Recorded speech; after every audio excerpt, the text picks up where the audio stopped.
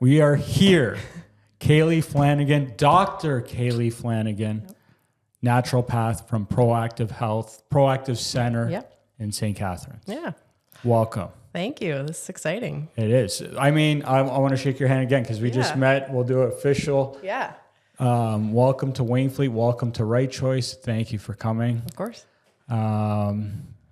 So you are a naturopath in St. Catharines. Yep. I am looking forward to this. I'll even give a little thing. I found out about you through Felicia, which is a fellow friend of ours. I'm not sure how you know her. Yeah, we're very close. We graduated together from Naturopathic Medical School. So we graduated at the same time. So we were good friends when we were in school. Yeah. I like it. And today's her birthday. Yes, it is. Yeah, you're right. I sent her a message and said it was pretty good yeah, it's like very serendipitous. Yeah, serendipitous. Good word. So tell me about, I don't even know the process of becoming a naturopath and maybe the difference between, what do we call it, a traditional doctor? I use the term like conventional. Conventional. Yeah, to compare the two. So my education background, as with anyone who becomes a licensed naturopathic doctor, is typically a 4-year undergrad, ideally like a science degree, to get that foundation in health sciences and just the human body. And then we move on to naturopathic medical school, which is another 4 years. So 3 of those is like full-time studies. And then the last year you do some elective courses, but you're full-time in clinic. Right. So working under supervisors and other like licensed naturopathic doctors, and just to get our feet wet and practice our clinical skills for a full year before, similar to like a residency, I would compare it to. And that is? Like comparing the conventional system, right. Like there is resident years. We can still choose to do residency after our 4 years, but it's not a common practice. So they make sure we get a full 12 months of clinical practice. 7-8 years postgraduate schooling. It's a lot of schooling. Yeah. Tons. Yeah. What are like some of the courses that would be different than traditional? Than a conventional like medical education? The first 2 years of naturopathic medical school are very, very similar to conventional medical school because we have to establish all the health sciences, all of your anatomy, physiology, biochemistry, any medical science we are covering. And then after that, it kind of breaks off. We still get like introductions to the naturopathic modalities like acupuncture, like Chinese medicine, that kind of thing. Nice. But then we focus more on those in the latter half of our education. So we cover pretty much the same thing, and we still learn about pharmaceuticals. Not that we dispense them or prescribe them, but we need to be able to work around them and work with them. Because a lot of people are taking them. Yeah. So, and that's no problem. Our education has prepared us to work with those, and we understand herb and drug interactions, supplement drug interactions. So we can always watch out for those. So what inspired you to go this path opposed to conventional? I had never really considered conventional. I knew I wanted to be more so in like an allied health profession. I didn't know what exactly when I was in my undergrad. But I had shadowed a lot of different practitioners from all different kinds of industries. And I knew I wanted to be in like private clinical practice. But I wasn't sure. And then I had thought about physio or chiro school, that kind of thing. I had a kinesiology degree, so that kind of sets you up really well for any of the health sciences after that. But then a professor of mine in my kin degree kind of put me onto naturopathic medicine. I'd looked into it and I just saw how big our scope was and all the things. It seemed to like combine all the things that I liked and wanted to do. And it had a much wider scope than other allied health professions, which was a big draw for me. Nice. So the more I learned about it, the more it just seemed to fit. And I applied and got in and put my head down and grinded it out, and here we are. I like it. Yeah. I have a big appreciation for it myself. I grew up on a farm. I do not take any medicines. I try to be as natural as possible. Yeah. I've grown up that way. Yeah, I've learned a lot by being on the farm that through is close to an organic and a good diet. And when there's things wrong, there's a lot of natural remedies for it. For sure. I Yeah. was lucky to grow up in that environment, so I have a big appreciation for it. That's awesome. Not that I know a lot, Yeah, that's okay. but I try to have that focus. And Yeah, for sure. so, like, what are some of the things that you help people with or focus on, or like, Yeah, I keep a very general practice. There's a lot of naturopathic doctors who have a special focus in a certain area, but I'm same thing. Like small town roots, I understand the huge need for primary care. A lot of people have to go without a family doctor. There's a big shortage in the conventional system. Yeah, eh? And especially in rural areas where I grew up. So You grew up where? in New Brunswick. Yes. Yeah. That's awesome. Yeah. East Coast, you like seafood? I don't actually. I'm the worst East Coaster in the world. Are you kidding me? Yeah, I don't. Okay, we have to end especially this now. not in Ontario. Sorry, guys. Yeah, no, that's completely understandable. Yeah, but You don't like seafood? no, I know. How is that possible? I don't know. Any of it? I'll eat some of it, but I'm not a big fan. Do you like pizza? I do like Okay, you pizza. can stay. Yeah, I will crush a pizza now and then. So, but yeah, so I keep a very like general primary practice. I don't have any specific focus. When I was in school, I took additional training for like sports medicine and physical medicine. So I do like a lot of the hands-on treatments and helping people through injuries and pain. Again, that was a big area that I thought was lacking for people in their traditional healthcare systems. A lot of people wanted different options in that world. And the evidence for conservative care, we call it, like rehabilitative care, is very, very good for most conditions, pain-wise. So there was a lot of things we could do there. And I took additional training for sports medicine. Nice. Just to be able to help that kind of group of people, not necessarily athletes, but just anyone looking to improve their physical health or dealing with physical injuries. But yeah, day to day, it's very primary care. So like metabolic conditions, diabetes, cholesterol, blood pressure, anything. Why? Now, I don't know if this can be controversial or not, but you say diabetes. What do you think of Ozempic? I don't think I should comment on No problem. a drug that I cannot prescribe. No problem. I have patients who are using it, and we work with that. Like It's so popular right now. yeah, very popular for sure. People keep asking me if I'm on it. So, anyway. Yeah, so I work with and around any medication that anyone is on. My goal Gotcha. is always just to improve their diet and lifestyle to the point where whatever goals they have for weight loss or just health optimization, it's long-term, it's safe long-term, and it's sustainable. That's the main goal. So back to the athlete stuff too. I exercise quite a bit. It's been brought to my attention recently to be a little bit more cognizant of inflammation. Yep. I haven't looked into yet. What are some? Is that like a good concern? Well, I guess like with any sort of heavy amount of like or volume of exercise, there's going to be a baseline level of inflammation caused by that and stress on the body caused by that. It's more so like I come from a very exercise positive and movement positive place in my practice and in the clinic in general. Like ProActive Center, we're very fitness focused. So I try my very best never to blame the exercise. It's more so about what we do outside of that time. Okay. So are we sleeping adequately? Are we fueling adequately? Are we hydrating and resting adequately?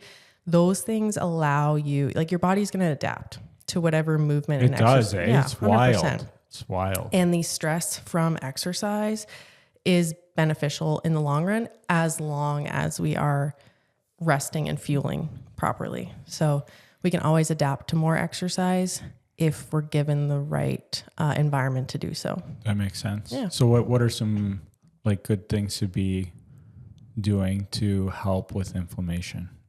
You said sleeping. Sleep, yeah, is going to be huge. Just resting in general. Stress management is going to be a big one. Is there foods that are good for it? Yeah, there's lots of anti-inflammatory foods out there think of like a Mediterranean diet style, or anti-inflammatory diet style, lots of whole foods, essentially. A rainbow of fruits and vegetables on your plate. Lots of omega-3s, like fish, like fatty fish, that kind of thing. Or the ones that you don't eat. Yeah, exactly. Yeah. So you can supplement those, thank God. Yeah. But yeah, lots of fatty fish is good. What's a sign of somebody having too much inflammation? Like, I don't feel like I have it. Yeah. How would I know? Yeah. I don't think it's something, again, I'm very much like a less is more kind of doctor. So if things are feeling good and you're able to keep up with your day-to-day demands without much interference, then I think no news is good news. You know what I mean? Yeah. We can be proactive about it and look into things further, but yeah, I think if people are able to uphold their activity levels to the amount they want and function at work to the degree that they want, then I think that's good. Great. Yeah. Good, yeah. When the people that I see inflammation in, there's obvious clinical signs, symptoms that they're experiencing as well. Like if there's puffiness or fatigue or brain fog, those kind of things, swelling, and sometimes it'll show up in a specific system, like their digestive system, for example. So there'll be digestive issues. There's typically going to be signs and symptoms of that. If it's to a degree that would be warranted to treat or investigate further, you'll know. Gotcha. So when people, what is like inspiring people to go and talk to a naturopath versus the conventional, and like, is it good to have both? Good to vote? Like what are? Yeah. So we're, like I said, we're trained to work alongside conventional medicine. So I love when people have both parties on their team. I want people to have a very diverse healthcare team. Ideally, that's one thing I really like about our center, is that it's kind of one-stop shop. We offer a ton of different modalities in health industries in the same building, which is nice. Like we have chiro, physio, massage, personal training. We even have like a social worker for counseling. Nutritionist. We hit all the stops. So, and this is where? In St. Catharines and on Bunting Road. Okay, gotcha. And we also have a location that we just started in Niagara Falls as well. So nice. Yeah, we operate out of, we have a treatment space out of the F45 on Lundy's Lane. And we've been able to kind of treat that as a satellite location to our St. Catharines clinics. We've been building that up recently, which has been super fun. Nice. Again, you work at both? Or? I'm at both. Oh, yeah. Nice. Yeah. So I supervise and operate out of the Niagara Falls location a couple days a week. And then the rest of the time I'm at our St. Catharines office. But yeah, so I really like... and I don't have any problem with working with people when they're on a healthcare plan prescribed by their conventional practitioner. But I also understand that not everyone has access to a conventional practitioner. So oftentimes I'm seeing people that either it's taking forever to get in to a conventional MD, or they have kind of tried a couple conventional options that haven't been well suited for them. So they're looking to explore other options. Some people are trying to prevent, based on their goals, if they want to prevent disease progression or prevent the requiring a medication, they'll come to us first and see what they can do diet and lifestyle wise or supplement wise. Oftentimes, I understand that I am in private practice, so there are fees associated with that. So unfortunately, it's not as available as conventional medicine, but more and more people are getting insurance coverage. Yeah, I was just going to say that's really nice. There are some coverages from. Yeah, most extended health benefits will cover my services, like naturopathic medicine. And so within that, I can run people's blood work and I can do physical exams and provide a bit of a primary care setting. So that's the nice thing. Yeah. Interesting. When people come to see you, what is kind of the process for like Because there must be like a initial consultation, or like what's kind of like the process for that? Yeah. So I offer free 15-minute kind of meet and greets as an option to start. Not everyone chooses to go that route. Some people jump right into an initial consult, which they're more than welcome to. Mm-hmm. But for anyone who has like general questions or just wants to see if it's a good fit or just like, understand the process a bit more, I do that free 15-minute kind of welcome visit. And I'm not able to provide like a diagnosis or a treatment plan in that because it's not a full intake, but it gets their initial questions answered. And it's nice to just meet with a practitioner and no pressure, like in a no pressure situation, and see if it's a good fit, because in naturopathic medicine, we spend a lot of time together with patients. So you're going to want to know that you like them, and it's a fee for service. So it's, people want to know where they're putting their finances, which I completely get. But yeah, my initial intake is 90 minutes. So like I said, we spend a lot of time together. I do full health history, physical exams. Sometimes I'll choose to run blood work at that time, like requisition blood work. Go through their past medical history, family history, their sleep, their diet, their digestion. We hit all systems. Right. And that gives me a very good clinical picture of people's health. And that lets me know that, plus the information I gain from physical exams and blood work, help me kind of put their picture together and make an initial plan. And then we follow up from there. So I have like 45 and 30-minute subsequent follow-ups that we use, depending on the patient's condition, what treatments they go with, and like the expected timeline for them.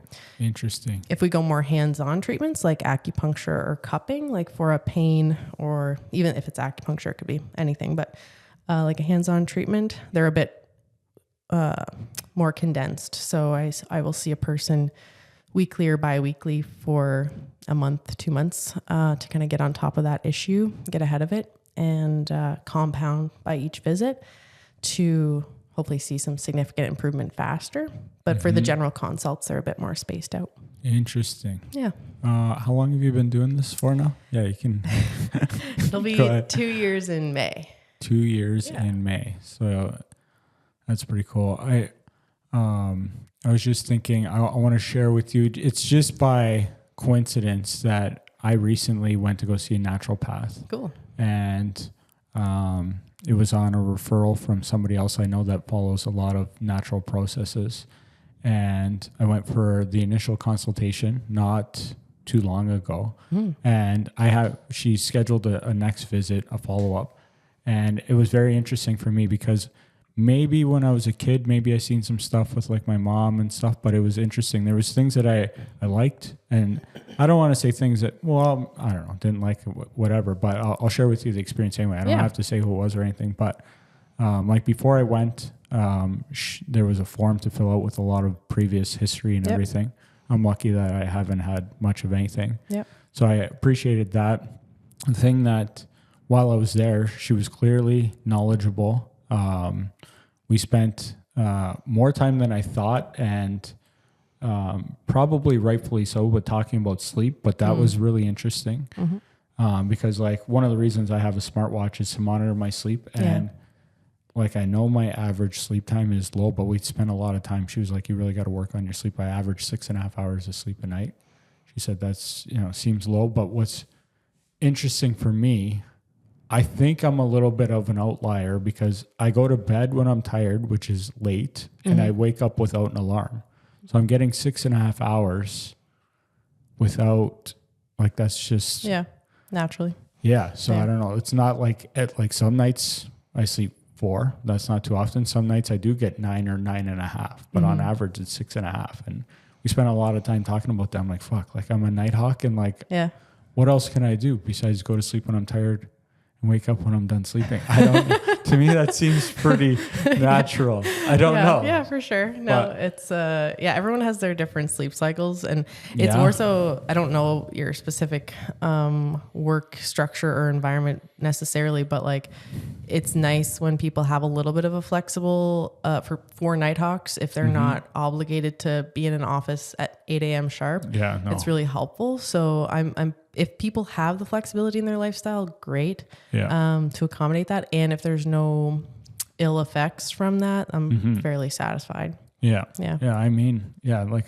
I know that a little more would probably be good, but yeah, anyway, like that was interesting. I'm trying to remember. She, thought that my, dairy consumption was a little bit high and told me to try out some, like pea protein and substitute whey protein. A few things anyway. It recommended a liver cleanse. I got some junipers or something stuff. I forget what it's called. But with all of that, what was the thing that I did not love was that it was an hour, and I get it, I understand, but it's a business. I run a business, but after an hour, I had to leave, right? I'm sure she had another appointment, so I just felt that I felt there was recommendations before she knew who I was. Ah, okay. Gotcha. That's what I felt. I don't know. Yeah. But I still appreciate it, and there's things that I think was right, but I was like, it just seemed like, I don't know, we were at second base before getting a first for me. Right. Yeah. So I'm just sharing that. And I'm going back this year and I'm following up and everything. But for sure. I don't know what the right balance of that is, because that's not my kind of business. I'm in real estate, and we have to handle onboarding stuff and people in different ways and everything. But yeah, that's why I personally set my intake to be 90 minutes. I don't always need that amount of time, but I have it blocked off for that person. Some people are really efficient and they can get their intake done in 60 minutes, which is great for them. Especially starting out, I didn't want to have that pressure on me or the patient to kind of get through a bunch of stuff. And it gives me time to talk over the treatment plan with the patient. I think informed consent is really, really important. And that's a shining star in allied health professions, is that we have that extra time. And so that's really the only way you can get informed consent, is if you've provided all the pertinent information to somebody, you've weighed the options with someone, you've provided multiple options, multiple different price points, you've discussed costs, you've discussed timelines, potential side effects. All of those things are required to obtain informed consent. So I do spend quite a bit of time at the end. Maybe I get through all the history in an hour or less. Right. But that last bit of buffer, that 15, 30 minutes on the end, really helps me solidify the treatment plan for that person and make sure that they are on board, fully understand, and fully consenting and informed before we proceed. I find compliance just much better that way too. Yeah, for sure. If they are bought in, quote unquote. Yeah. You got to build the trust. Yeah, 100%. Have to. Yeah. That's the same in my business. It's really tough when we work with people and we're helping them through a huge transaction of buying or selling a house, and when they don't trust us. And I get it. I don't trust anybody either until I trust them. Yeah. I mean, it's even hard to build trust. So until people are trusting, it's hard to really move along effectively. Yeah. It's a big ask for someone to make changes for their health. Yeah.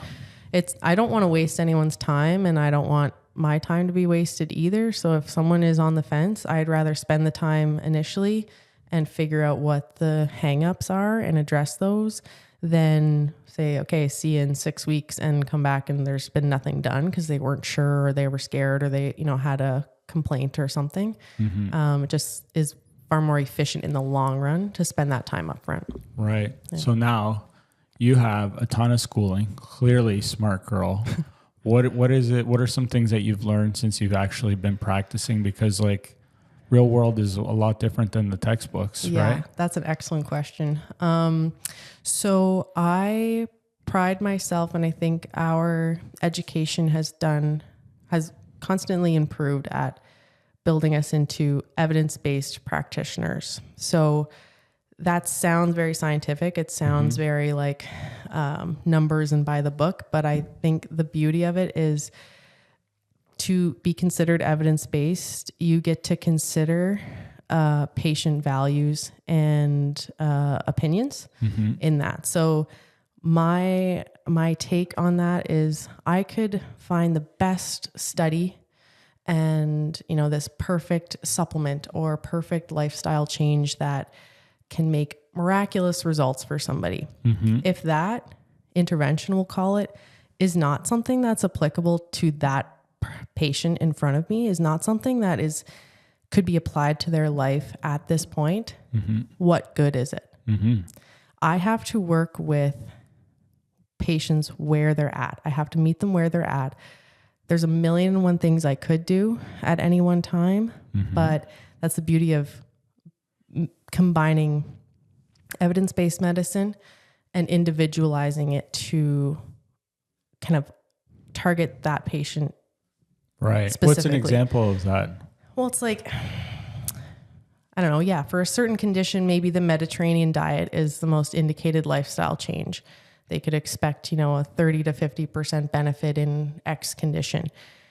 If that person is either financially struggling or has like poor health literacy or nutrition literacy in regards to their ability to grocery shop and understand nutrition labels and that kind of thing. Right. Why the hell would I hand them a meal plan of a Mediterranean diet when there's no, or a grocery list or foods, like a food list, and they have no idea how to put it together. No idea how to determine what foods fit and what don't.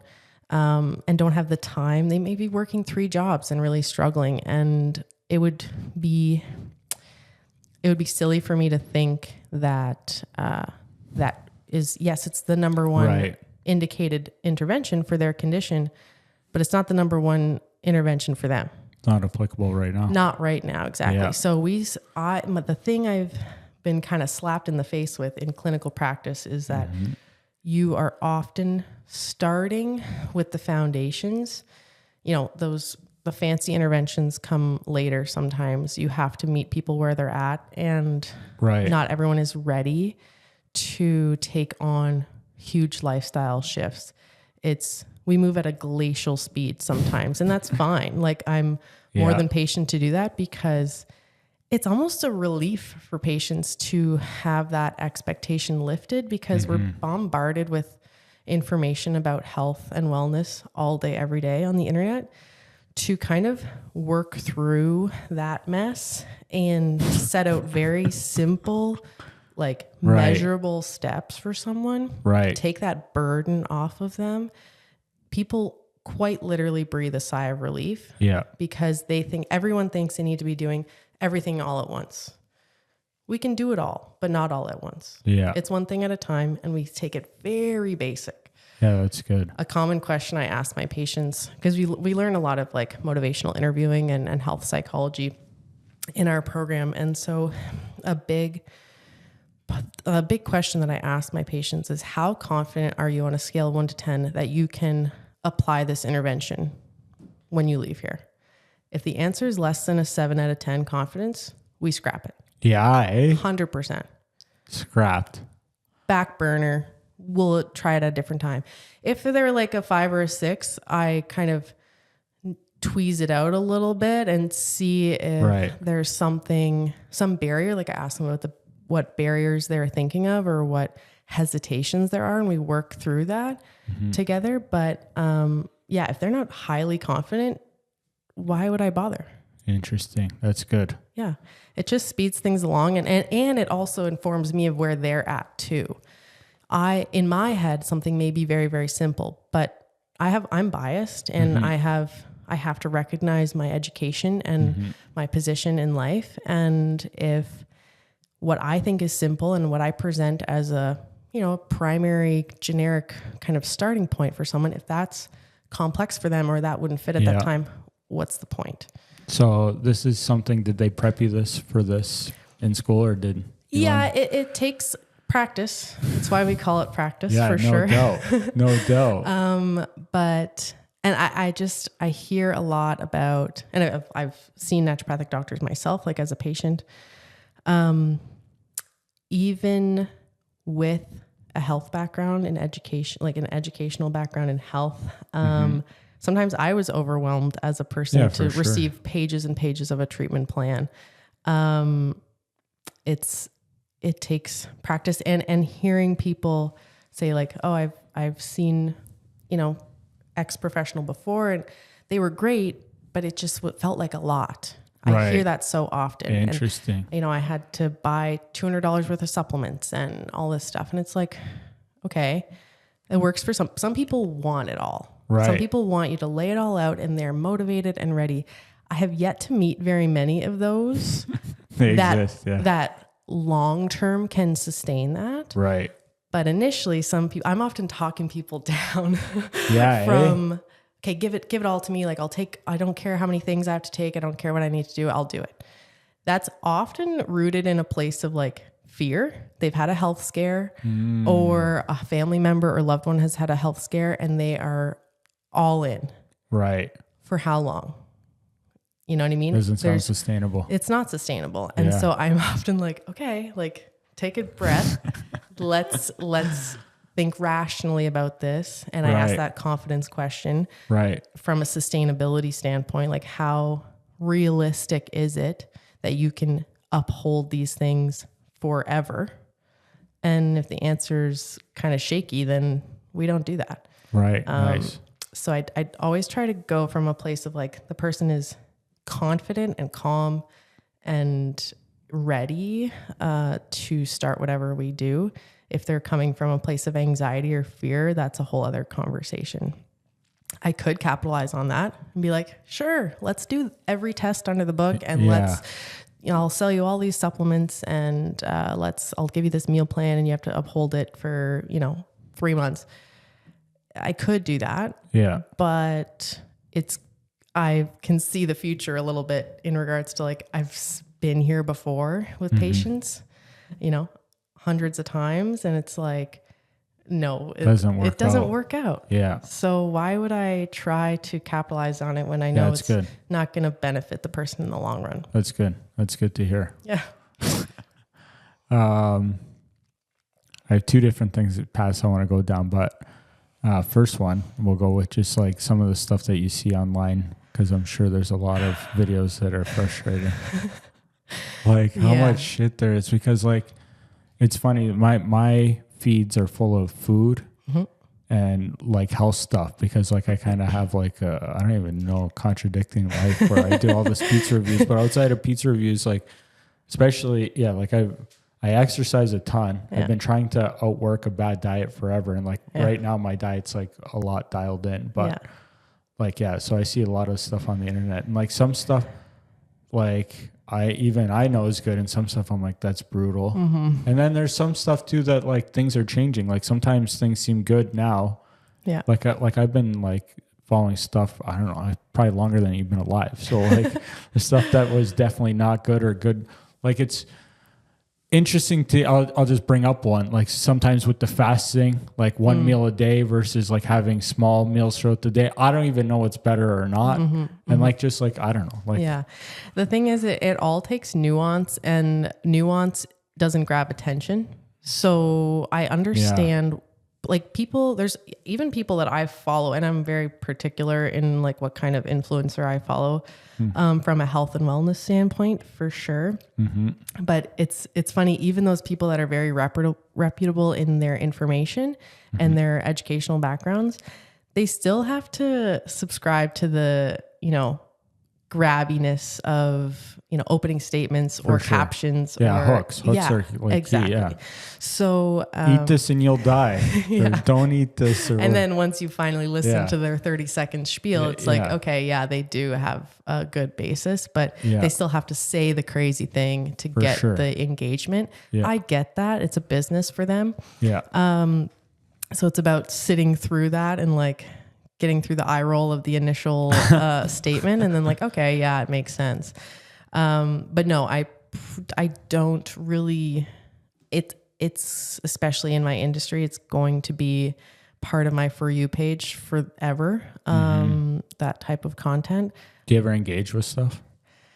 Never. Avoid it? Yeah. Yeah. Interesting. I don't comment. I don't. How come? It's who am I to no say? doubt. Yeah, no doubt. No and doubt. And it's like, I'll address it if a patient brings it to me, like a specific concern about what, the information that they're seeing online. But who am I to stand up against, Do you ever someone say else? something like supportive? I share content, like I share other people's health content that I think is very evidence-based and well-informed and not grabby. I will share. Especially if it's something that I've like, because some people have a little bit of a different way of looking at things, but it's like an idea or a concept that I've tried to get through to patients before, and someone sums it up in a really nice carousel of pictures on Instagram. I'm like, amazing. Nice. There are a few people that I will recommend to patients to follow if they start experiencing a particular condition that I don't necessarily share a lot of content on. If there's a page that I know is well informed and devoted to that specific condition, I'll point them in that direction. But generally speaking, if I could get everyone to like avoid that content, I would, especially like my dad, like he's recently on Instagram. It's a whole thing. Yikes. Yeah. Welcome. Yeah.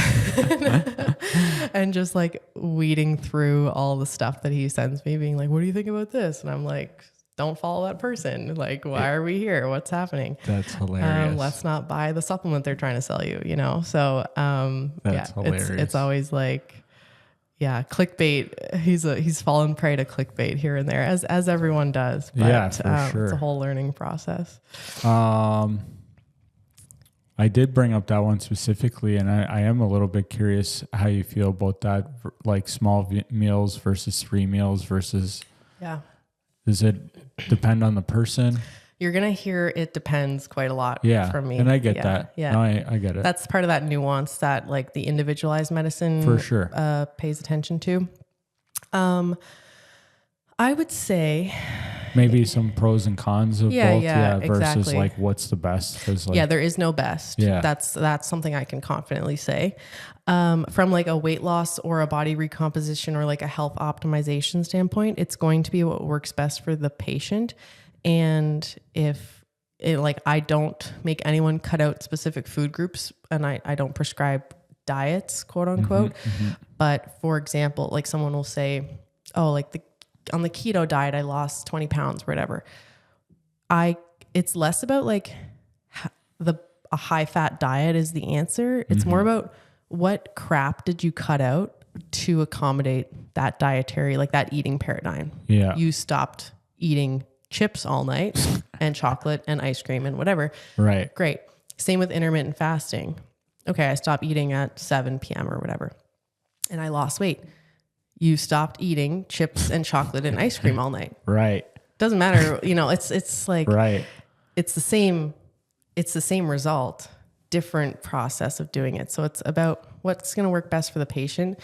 Like I said, I don't prescribe diets, like specific diets, but I try to apply specific principles for people to apply to their life. Is that a common thing? People come for fat loss? Yeah, I do. I work a lot with like body recomposition and weight management. Just not because I want to, but because most people are looking for it. It is a challenging industry, especially that's a whole other, area of the internet that's really challenging to navigate. Yeah, no doubt. Weight loss, like the weight loss industry. Yeah. It's quite harmful. So just a lot of it is mindset, not necessarily like willpower or anything, but shifting people's focus and priorities. And people have been socialized by the weight loss industry for decades. I see a lot of like postmenopausal women still chasing that last 5-10 pounds. And I'm like, when will it end? Yeah, seriously. With women, especially, when will it end? Doubt. And I get that being a guy because I've been fat and off fat a bunch. And like, I remember the last time I got real skinny, I was like, I got down to like 155 pounds and I felt like I still was overweight. Yeah. And I'm like, I knew I wasn't, but I felt like it was like, I'm like, and I can only imagine like women for sure. I imagine struggle with things like that even more. And I was like, I'm like the lightest I've ever been. Yeah. I'm like fit. Yep. And I'm like, I'm still like, what? That's the thing. Like as a medical practitioner who has nothing to gain from people buying my program or buying these supplements or anything, like I don't make money on those. I don't do those things. Yeah. I'm able to be a bit more objective, and is it clinically indicated for your health to lose weight? If the answer is yes, of course. If the answer is no, let's try some health optimization. Let's get some body recomposition going, build some muscle, adequately fuel you, improve your sleep, improve your stress. You'll feel so much better. Yeah. You're lifting in the gym. You're confident. You know, your clothes are fitting better just because you've recomped your body as opposed to in this like rigid weight loss phase. Maybe the scale went up. Who cares? Yeah, exactly. You put on lean tissue, which is arguably way better for you metabolically and like longevity speaking. So that's a win clinically in my books. So I think that's where our industry can help, is because we have a clinical mindset and not just like, I'll sell you this mindset, and the lower the number on the scale, the better, you know? So what an industry that is. It's challenging. Yeah, no doubt. Like, I feel like, cause I'm working on losing fat right now, like the recipe to do it's not that hard. Like it's simple. Calorie deficit. Yep. Eat good foods. Yep. I don't know. Like I exercise a lot and but I get execution stuff. I know what it's like when I'm not in the groove. Like right now I'm in the groove, so it's not so hard because I know what it takes to do it. But I know when I'm out of the groove and trying to get back in, I feel like a lost puppy. Yeah. And that's part of it too, is like, I work with people on figuring out what can be sustained no matter how crazy life gets. Like what simple habits can we cling to in chaos that make it easier to get back into the full swing of things. You know, it's not an all or nothing approach, because if it's truly for longevity and health's sake, it's a lifelong journey. So you have to be able to sustain that forever. And the way you lose it is the way you keep it off in regards to fat and weight. So if they can't sustain that forever, we have to have a different conversation. I will say, like a big shift for me, and that I try to work on with patients, women especially, but anyone looking for, you know, body recomposition or weight management, is like, we have to think of, and you kind of touched on it, like you were trying to exercise your way out of a bad diet. Yeah. It's a futile process for sure. Man. The harder you exercise, the higher your appetite goes, and the more you need to rest, and the more tired you are, and the less motivated you are. That's a recipe for disaster in regards to abiding by a decent eating plan. Yeah. It doesn't have to be super strict or super rigid from a dietary perspective. It's a numbers game. You know what I mean? And I describe it to people like it's way easier to eat 500 calories less than it is to burn 500 calories in the gym. Way easier. Oh my gosh. Plus the appetite spikes you're going to be getting from that exercise is going to balance out, if not put you in a surplus. And I love food. I don't like tons. And you're so right. To just cut 500. Yeah. To burn 500, it takes an hour. Oh, at least. Yeah. Yeah. It's not easy. Yeah, no. And like tracking exercise calories is not a super accurate process either. For sure. We don't have like as good of a smartwatch as you can get, is just still not going to be very good at calculating exercise. You think it'll get better? I don't know. Is it too personalized? Like I would rather people, I often don't get people to track their exercise in their calories. Like if I'm getting someone to track their calories, when we set their calorie number, it has already kind of taken into account the general amount of exercise that they do. Yeah. Then I turn off their step counter. I tell them not to track their exercise in whatever app they're using, because it's just no way we could be precise with it. So a general kind of, if they're low, moderate, or intense exercise frequency, Right. I set it at that and away we go. Then it's less stress about tracking too. But, and I'd never want to create the complex of I have to, or exercise is an option to earn food. That's something I try to disengage with completely. It's like, exercise is a health promoting tool. If we're using it as a weight loss tool primarily compared to diet, it's just not going to be a long-term solution. Such a low percentage of people exercise, eh?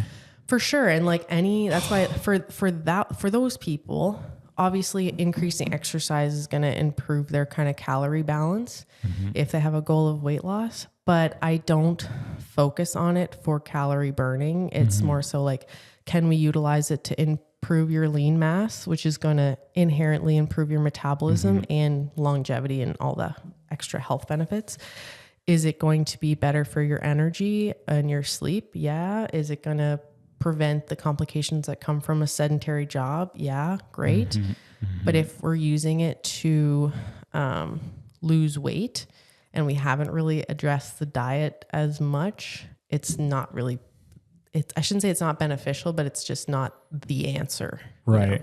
I want to share with you some of my experiences. Just, I'm sure you've been through, I can't imagine I share something new, but like being fat and not fat a bunch, I find it easier to be on the weight loss journey than once I get to where I want to be and then maintain. And I'm hoping this time I've learned enough over 40 years to be able to maintain that, because like when I've gotten to spots that I'm happy with, then what happens is like my diet starts to slip more because I start making exceptions, where right now I think I'm doing it better, where before like I've done it and I was like really strict, where I was like, I didn't like, I'd love food a ton, but I didn't need cheat meals, knowing that I've already had 1 million and I knew there was more in the future. So like I could, but like now I'm kind of doing it a little bit more where I'm just like, I'm doing so much stuff. It's impossible to avoid everything. Yeah. But yeah, I'm hoping that this time the maintenance is better, because I've just found maintenance phase way more difficult, because it's monitoring those like The exceptions. Yeah. To the plan. Because like if it's no is none. Yeah, for sure. And then like, okay, I'll have, a slice of pizza, or okay, yeah, I will have a dessert. And then like 2 days later, I'm somewhere and the same opportunities are there. And it's like, well, I said yes. Then why am I going to say no? And then all of a sudden you're eating like shit again, and then you're fat. Yeah. It's a matter of like, if it's hard to find that intuitive balance, I try to work with people to be able to do it more intuitively. Obviously, I don't expect someone to track for the rest of their life. I think that has a level of harm to it on its own. But if someone is struggling to intuitively eat at a maintenance place, is that really your maintenance? Is my first question. Is that weight goal or number that you've achieved on the scale really where your body should be? Right. And if clinically, yeah, great. We have to find ways to maintain that for at least 2 years straight before your body will allow you to actually have that as a set point. 2 years? 2 years. Holy. You have to maintain a weight for 2 years until your brain registers, your metabolism registers that that's your new set point. This is processing right now. That's crazy. That makes sense though. Yeah, of course. Your heaviest weight is your set point unless otherwise specified for 2 years. 2 years. Yeah. Interesting. And then after 2 years, your body becomes accustomed a little bit more adapted. Yeah. Metabolically as its maintenance. At that metabolic set point. Interesting. Yeah. So that's a good goal for myself when I get to where I want to be there 2 years before. Yeah. Interesting. Yeah. Weight loss and body recomposition is an incredibly slow process. If it's faster, it's not sustainable. Anyone you can sew your mouth shut and lose, 50 pounds in a month, but when you take those stitches out, guess what's going to happen? It's going to all go back. You know what I mean? Like, for sure. So the faster is not better. It's not sustainable. And that whole set point, like metabolic set point aspect is huge. I find like a pound, maybe even up to 2, but like 1 pound a week of weight loss is pretty decent. And like, that's the maximum. Yeah. For sure. Like I work hard for that too. Yeah. I run a lot. I know you run a lot. Like stupid amounts of running. Yeah. But again, like I said, and I lift a lot. Exercise isn't necessarily the best weight loss tool. Yeah, no doubt. It's all diet. And if if we can use exercise as a tool to improve metabolism, great. As in resistance training, like lifting, to increase your lean tissue, which is going to inherently burn more calories and increase your metabolism, your resting metabolism. Great. But no, like I'm not a runner. I'm impressed by the kilometers you can put in. I never suggest it as a weight loss tool just because for your general person, it's either like being able to fit that in, and it's always going to be, your body adapts to exercise so well that you're always going to have to do more. I know. People on The Biggest Loser, like those people who have lost insane amounts of weight, the amount of exercise they have to do to maintain that is more than they ever had to do to lose it. Right. When exercise is used as a primary weight loss tool. So you're only like setting yourself up to have to do more. You have to leave. I'm inherently lazy, so I'm like a most bang for your buck kind of gal. Yeah, I like that. And I am too. I'm super lazy. That's the thing. Like I am. I'm doing all this now. Yeah, no, what? I can't be arsed to run that much. That's know what the best exercise is? What? You're going to tell me? Yeah, I am. This is what I tell people. Okay. The one you'll do. Yeah, that's a great answer. Because it's funny when people get into like swimming always comes up as top because it's so low impact and everything, which I like doing too. But the sustainability, like almost nobody exercises, like 5% of the population maybe or whatever. So like when I hear people like arguing about it, I'm like, shut up and just do one. Do something. Like, do something. Yeah, exactly. It doesn't matter what it is. Yeah. That's part of that like no BS approach that I've kind of touched on. Is like, did you think I was going to say that? You thought I was going to say running. God, no. No, that is a good answer. And I've given that. I've given that exact answer to patients time and time again. Once they become, it's different. It's population dependent too. Like, yes, any movement is good movement, but if someone has kind of established their like general baseline level of fitness, and I've kind of touched on like postmenopausal women, women in general, but postmenopausal women, there's likely insufficient amounts of resistance training involved there because we've been socialized to just be thin. So building that fear of like becoming bulky is, first of all, crazy. I wish I could become bulky, but it's like, I don't like how that's a problem for women. Yeah, it's like, I dare you. Yeah, I dare you to look like that. Yeah, try your best. You won't. Yeah, postmenopausal woman, give me a break. Yeah. But that being said, it's like, okay, like I see lots of people we're in a very fitness focused center, so most people are pretty fit. Like we have a very fit population. But if they're primarily cardiovascular exercises with a little bit of like HIIT or strength training mixed in, I try to shift the focus to be more like strength train, like real heavy strength training to stimulate that muscle growth, because they've just gone 60 plus years without heavy resistance training for a variety of reasons. But that shift in focus can help metabolically in menopause or anytime with aging in general. Our metabolism slows down as we age is simply not true. It's a matter of we've lost muscle. We lose women. I know the number is a little bit better, but like we're losing 3 to 8% of muscle mass every decade after, age 40. And then it goes up past 10% after age 60, 65. Really? So, yeah, you have, if you're not doing anything about it. Yeah. So to combat that, like strength training is critical. Everybody should be doing that, even though I said, any exercise is good, but strength get training. moving, first. Yeah. But for longevity's sake, anything that's going to stimulate muscle growth and muscle maintenance is like no competition. How can we convince people to do that? I wish I had that answer because that is my full-time job and it's very, very challenging. But like I struggle with the person I love most on this planet. Well, people, my mom and my brother. My brother doesn't exercise. Yeah. I can't get him to do it. You won't. I know. People pay me to get them to do stuff and they still don't do it. Yeah, no doubt. So it's like... So what motivates people to do stuff? Everyone has a different reason and everyone has a different baseline of discomfort that they're willing to put up with until they make a change.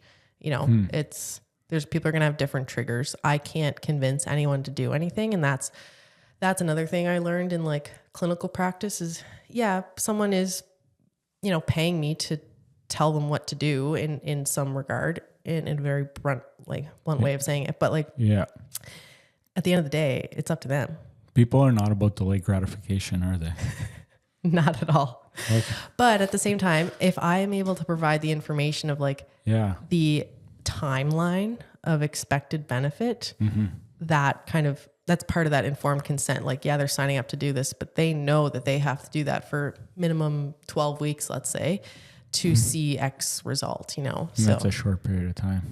In the grand scheme, that's the thing. People get really hung up on like, they want to be skinny like tomorrow. 3 months. Like 3 months is nothing. I know. You've been alive. I want to go to the beach tomorrow. Yeah. Or like, I have a cruise next month and I'm like, have fun. Yeah. You're going to look the same, but that's okay. Like that's no shame in that. We shouldn't be chasing the next bikini pic as like motivation. It should be about health promotion. Education, like the answer is education, but it's so hard to educate and then find that intrinsic motivation. Yeah, for sure. And people come in with certain expectations and it's my job to kind of weed through those and let them know what expectations have ground and what don't. And in what timeline. Again, it's like, okay, you want to accomplish this, but your timeline doesn't necessarily accurately match what the what that expectation is. So it's challenging. People underestimate what they can do in a year and overestimate what they can do in a week. And it's just I'm the long game. I play the long game. It's all about the long game. Yeah. That's what it's all about. I'm in the business of longevity. So it's like if something is okay, it could get you to where you want to be faster, but can you sustain it? And if the answer is no, then I'm not interested. And it's tough too, because like you said, with like the hooks and content and stuff, like the answers aren't sexy to get there.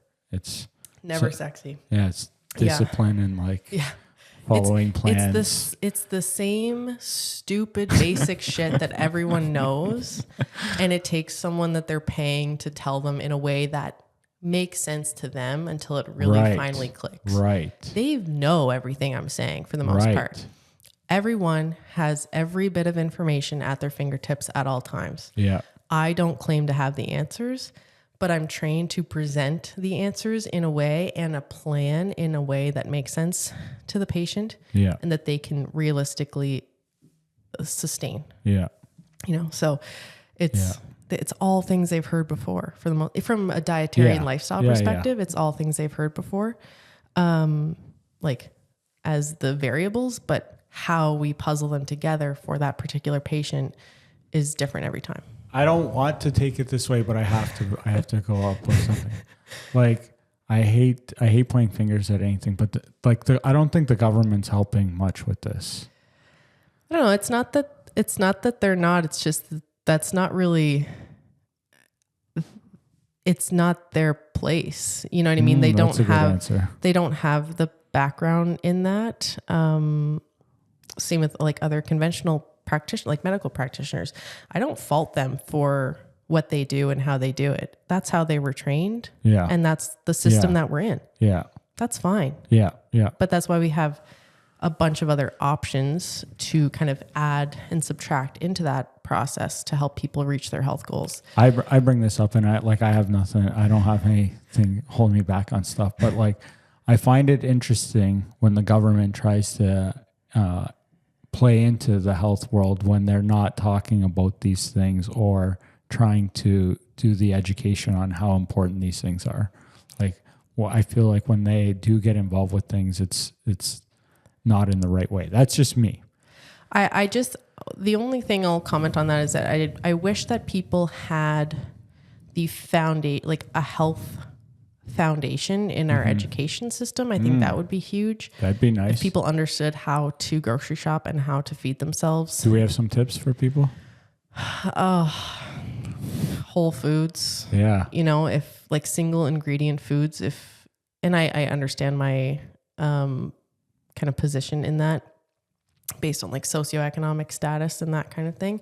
Yeah. But if you think about it, it's organic or not, brand name or not, health food section version or not. If you eat single ingredient foods primarily, your health will probably improve. We try to blame food dyes. We try to blame seed oils. We try to blame specific things. It's not about the specific thing. It's about those types of things are found primarily in ultra processed foods. So it's not about any one single ingredient. It's not about, cutting out an entire food group because it's been, it's primarily found in XYZ. Let's just reduce ultra processed foods. It kind of takes care of itself. Yeah. All of the I like that. issues with like people struggling with sugar cravings and high appetite and all these things. If you ate whole foods, that takes care of itself. If you ate enough protein, it takes care of itself. It's not rocket science. It's not rocket science. Yeah. And we've whole food or one ingredient. Sorry to interrupt you. I understand how it can be more expensive than some things, but like that's primarily my diet. And like I'm not going to say it's cheap, but like feeding me isn't a whole lot of money. And it's I eat not a crazy. lot of, it's not. I've seen people eat shit food that's more. Fully admit I was in the McDonald's drive-thru on Sunday. Like I don't care to admit that. Like that doesn't bother me at all. Yeah. What'd you get? I had chicken that I was doing in the air fryer, and I wanted to. It was maybe it was Sunday. Yeah. So on the long weekend, so everything was closed. Yeah. I was like, shoot, I can't go get fries like from the grocery store, so I'll go through a drive-thru, get some fries. No biggie. Yeah.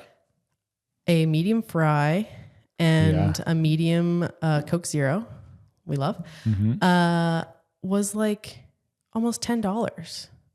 That's not cheap. For half a potato and some water and sugar, it was like $9. Or not sugar, whatever it's the sweetener. And I was like, for what? Yeah, it's crazy.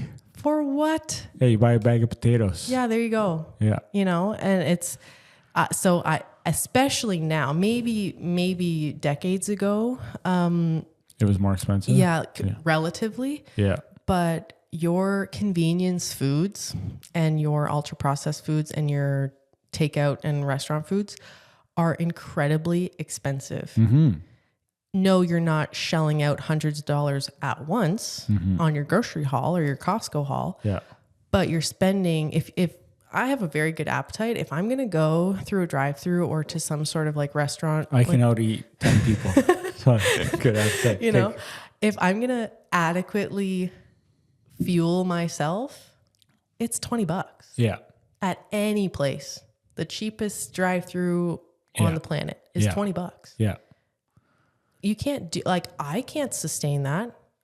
So how is the average person, totally, doing that? So I don't buy into the it's too expensive thing. Beans and rice and buy your meat on sale and your frozen veggies. It's because people aren't educated on that. But they are. On what to buy? Like how? Because I think they feel like it can't. Maybe that's the problem. Okay, yeah. And if we're constantly gravitating towards food that has been chemically engineered to hijack our brain and constantly want more and more, which is, there's every big food company has food scientists, you know, in order to do that. So that just completely removes us from what a whole food is. If you go from eating ultra processed foods to eating whole foods, they're not going to taste good right away. Yeah, it takes a little bit of adjusting. It takes a little bit. Yeah. Your taste buds have to adjust. You have to learn how to season your food and cook real food again, because people, I think, have lost, that's a lost skill, generally speaking. Big time. Convenience foods have kind of taken over because we've been sold the idea that, you know, we got to work more, and the more time you can put towards other things, the better. So do you think we'll see the shift back? The pendulum always swings. Will we see it? I hope so. I think so. Oh, interesting. With enough, like there's enough movement towards a whole food diet now. And again, like I shit on, you know, Instagram and social media with their health content enough, but at least it opens people's eyes to other ways of living and eating. Yeah, it's often taken to the extreme, but if, again, we can kind of shift the pendulum a little bit to the other direction, that's great. People are becoming more and more aware of how challenging it is to sustain health with the current foods that are shoved down our throats. So people are more than ready, I think, to make a shift. It's just a matter of if they go for it and if they have the support to do it. Yeah. Something that I've noticed on this, because on February 1st, I went for a DEXA scan in Toronto. And like I already well aware that I was overweight, but when I went, it was really humbling because I went and I was 32% body fat. Yeah. And I was like, holy fuck. I'm like, that's way too high. Like I knew it was, but like, I don't even know what the right number is, but I wouldn't eat a piece of meat that was 32% fat. So that's like, it's like too much. So Thank God we're not eating you, Joe. Yeah, no doubt. Hopefully not. Hopefully the end of the world's not coming, and that's like part of it. But like that was an eye opener for me. And one of the things, just playing off what you said, since I've like cleaned up the diet like good again, is I realize like even like I had a decent diet before, but I'm an overeater, and like it wasn't perfect. Like I eat a ton, but is with way less sugar. Because like a lot of my foods are whole foods, I can taste better. So even though, because like when I've done it before, when I go on weight loss, I really like boil it down to like one ingredient, whatever, where like just using salt and like really getting it so I can build from there. Like I don't just like, I build. So I don't know. That's how I do it. How I do things doesn't mean it's right. That's for sure. Yeah. But it's definitely interesting how I feel that like when I have a piece of chicken with just salt, I can have a big appreciation just for the flavors that are there. Yep. And sensitivity to sugar is definitely interesting because like, when you don't have much of it and then you have a little bit, like sometimes I have an apple, I'm like, holy fuck, this is almost too sweet. Like, yeah. Our taste buds can always adapt. I always tell people like, give it 2 weeks, like things will kind of even out. And that's why like, I love convenience foods in regards to high protein, quick options and like things that will make a weight loss journey a little bit easier. But in order to actually get down to the nitty gritty, you do have to kind of scale things back. Like thankfully now we are in a world where there's a healthier, I don't like that word, but like a more macro friendly, let's say, alternative to lots of different things. So from a weight loss or body recomposition perspective, that's helpful. But from a sustainability standpoint and health optimization, because it's one like weight loss and health optimization are two very different things. You can do them at the same time. It's very, very challenging. But I prefer to kind of go the body recomp, weight management direction, and then pivot to long-term health optimization once someone is at a better maintenance weight, because losing weight it's a simple, like, kind of mathematical equation, but it's not easy to execute, to do all the time. So when there's convenience foods that can make it a little bit easier, like that Coke Zero or, whatever it is that kind of give that little fix to people to keep going and can stick to it and help balance the equation, I'm all for it. But from a health optimization standpoint and adopting a whole food diet, you definitely have to go back to the basics and kind of kind of calculate and, reassess. So, last time I did that, I just want to, before I forget, last time I did that, when I got to optimization, I like fucked up my shit because I got to a spot where I was happy and I'm like, okay, I've lost the weight I wanted to. What do I do next to improve my health? And I went on a vegan diet and then I got fat because I was hungry all the time. Yeah, I bet you were. I was so hungry. I couldn't. I was eating a salad the size of this table. It doesn't matter. And 2 minutes later, I'm like, what's next? 100%. 100%. That's why, like, there is no diet that is the answer. Right. There's no diet. It's dietary principles that you are able to apply no matter what your eating paradigm is, that you can apply. From an appetite management perspective, protein and healthy fats are the answer. From a caloric perspective, sometimes you have to watch the fats, just not because they're bad, or not because they make you fat, but because they're calorically dense. Yes. So it takes nuance, and it's dependent on where the person is starting and where they want to end up, and the timeline that they want that to happen in, and the timeline that's clinically relevant, you know? So same as your exercise answer. What diet is best for you? The one you'll stick to. Yeah, no doubt. Typically, that's not a diet at all if we're really thinking about it. Yeah. But there's certain things that some people just are able to and choose to avoid long-term that help them. If there is a health concern that's getting in the way or a digestive concern that's getting in the way, sometimes a particular food avoidance is indicated. But I'm like, I'm an anti-diet kind of doctor. Like I said, there's no one thing. And I try to keep as much in people's diets as possible. Nice. Temporarily, if we have to remove a couple things to heal their gut in some way, or if there's food sensitivities or something, or if there's a health condition that indicates that, but otherwise, like, I'm not anti any food or food group. Yeah, I like that. In any way. I know, I like them all too. Yeah, they're all great. Yeah. Yeah, why wouldn't we?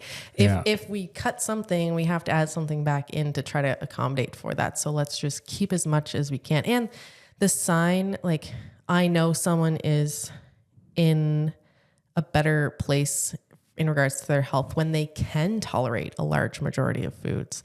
If you're intolerant to a lot of things, your body's screaming for help. It's not that those foods are bad. I have one buddy that can't eat like any vegetables.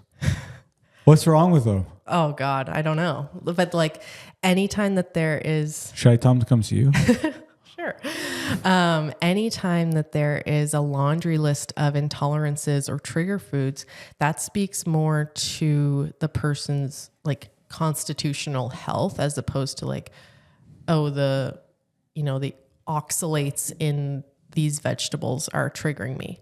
Interesting. We've eaten meat and dairy and vegetables and wheat for long time, centuries and millennia. So let's stop demonizing foods. Let's figure out why you can no longer tolerate those things. Yeah, I got one buddy, I don't get it. He can't eat vegetables. Like anything, it bothers him. I'm like, bro, you got to go see somebody. He's like, I eat beef. I'm good. I'm like, bro, you're going to die. I'm like, I don't know. Again, the idea that any one diet or a largely restrictive diet especially is the answer is just simply untrue. People should be able to eat vegetables, right? People should be able to eat pretty much whatever they want without major side effects. Right. Yeah. Interesting. There's going to be like, if you overindulge in certain things, you're going to like pizza. Yeah. You're going to feel pizza. It's funny. I use pizza as the example of like the ultimate trigger food. It's got gluten, it's got dairy, it's got tomato sauce, which like wreaks havoc on people with heartburn and that kind of thing. Tomatoes also a nightshade, so if someone is sensitive to those, and it's something that we tend to overindulge in when we do eat it. It's typically there's still protein involved, but it's there's protein. More glycemic than not. So people What's that mean? Like higher carbohydrate compared to other macronutrients. So I hit my protein goals the day I do pizza reviews. So at least that happens. That's impressive. Yeah. It's a lot of pizza. Yeah. So yeah, pizza's deadly. Yeah. When that's the true test for people. If they can, when I've had someone with digestive issues, if they can tolerate a night of pizza, then I'm like, okay, you've graduated. You know? Yeah. Interesting. It's got everything that might trigger somebody. See, that's funny too. I did not realize until a couple months ago that gluten is the protein. I don't even know if it's in wheat or whatever, because like I was looking up recipes using ChatGPT on how to make protein bread. And it's like use vital wheat gluten. Yeah. And I'm like, oh shit, I didn't know that was protein. Yeah, like, gluten's protein. Didn't know. And lactose is the sugar. Interesting. So like, but like I did it didn't bother me. So I'm like, oh, that's good. Like, cause I was like with all like confusing messages, I didn't really know what gluten was other than it came from whatever grain. Yeah. And I'm like, it sounds like it's something bad, but then I'm like, oh fuck, it's like a huge protein source. Protein. Yeah. I'm like, this is so sick. And I'm like, I bought a bag of it and like, and also it's like people argue that, wheat products and foods in other places are easier for us to digest. Like Italy, for example, like their pasta is easier for people to digest because people think it's like lower gluten. It's higher gluten. So it's I don't agree with the idea that like GMOs. Who knows? Interesting. Yeah, it's. But also, I'm like, there's social factors to when someone is in Italy compared to in North America. They're on vacation. They're sitting around with people they love. They're having a good time. They're relaxed. They're eating slowly. They're talking. Their pace is different. I want to go to Italy. Of course, you're not going to bloat as much. You know what I mean? And you're walking 15,000 steps a day, touring around. Like, there's a lot that goes into it. And again, that's that nuanced picture where I'm like, it's not any one food or any one ingredient that's the problem. Interesting. Yeah. Interesting. Yeah, because I haven't been to Italy. I really want to go even more for the pasta than the pizza because I hear mixed reviews on the pizza, but I'll still try it, obviously. Yeah, but of course. like everybody says the pasta in Italy is fantastic. Like I've never heard anybody. Yeah. But that's interesting. Yeah. You mentioned allergies. When people have allergies, like somebody's got like peanut allergy, can people overcome that or are you just screwed? So it depends. I say it all the time too. So like, I get it. It depends. Depends when you catch it. It depends at what age. Like in regards to not catch it as in like it's a disease. Yeah. Like catch it in like clinically when you start treating it. Right. I think we were definitely ill-informed in regards to protocols around peanut intake, both when like a pregnant person is carrying and their peanut avoidance versus early milestones in children, like when they should be avoiding or exposed. We kind of dropped the ball on that one. We as in like the healthcare industry in regards to avoidance, because then in the end it ended up developing into way more peanut allergies than we've ever seen before. So it's part of that like hygiene hypothesis. Didn't work? No, it didn't work at all. Avoidance, before there's an issue, avoidance is not necessarily the answer. Right. We need small repeated exposures to prevent. I'm not saying that someone should do that if they think they have an allergy, because that's, could be a recipe for disaster. But in the prevention of them, small repeated exposures is the most indicated way for prevention. But interesting. Yeah, like I said, it depends on what age those signs start to show up. If you can ward off, like if you can start the process before it reaches anaphylaxis, obviously that's the best way. But is that when you die? Anaphylaxis is like, if your throat closes and like EpiPen kind of situation. But like, is there ever, sorry to interrupt. No. Is it like some people can't overcome it? Like like if it's been, they've avoided it for a long, long time because of such a severe reaction, like it's always like a cost versus benefit analysis that I do with anything.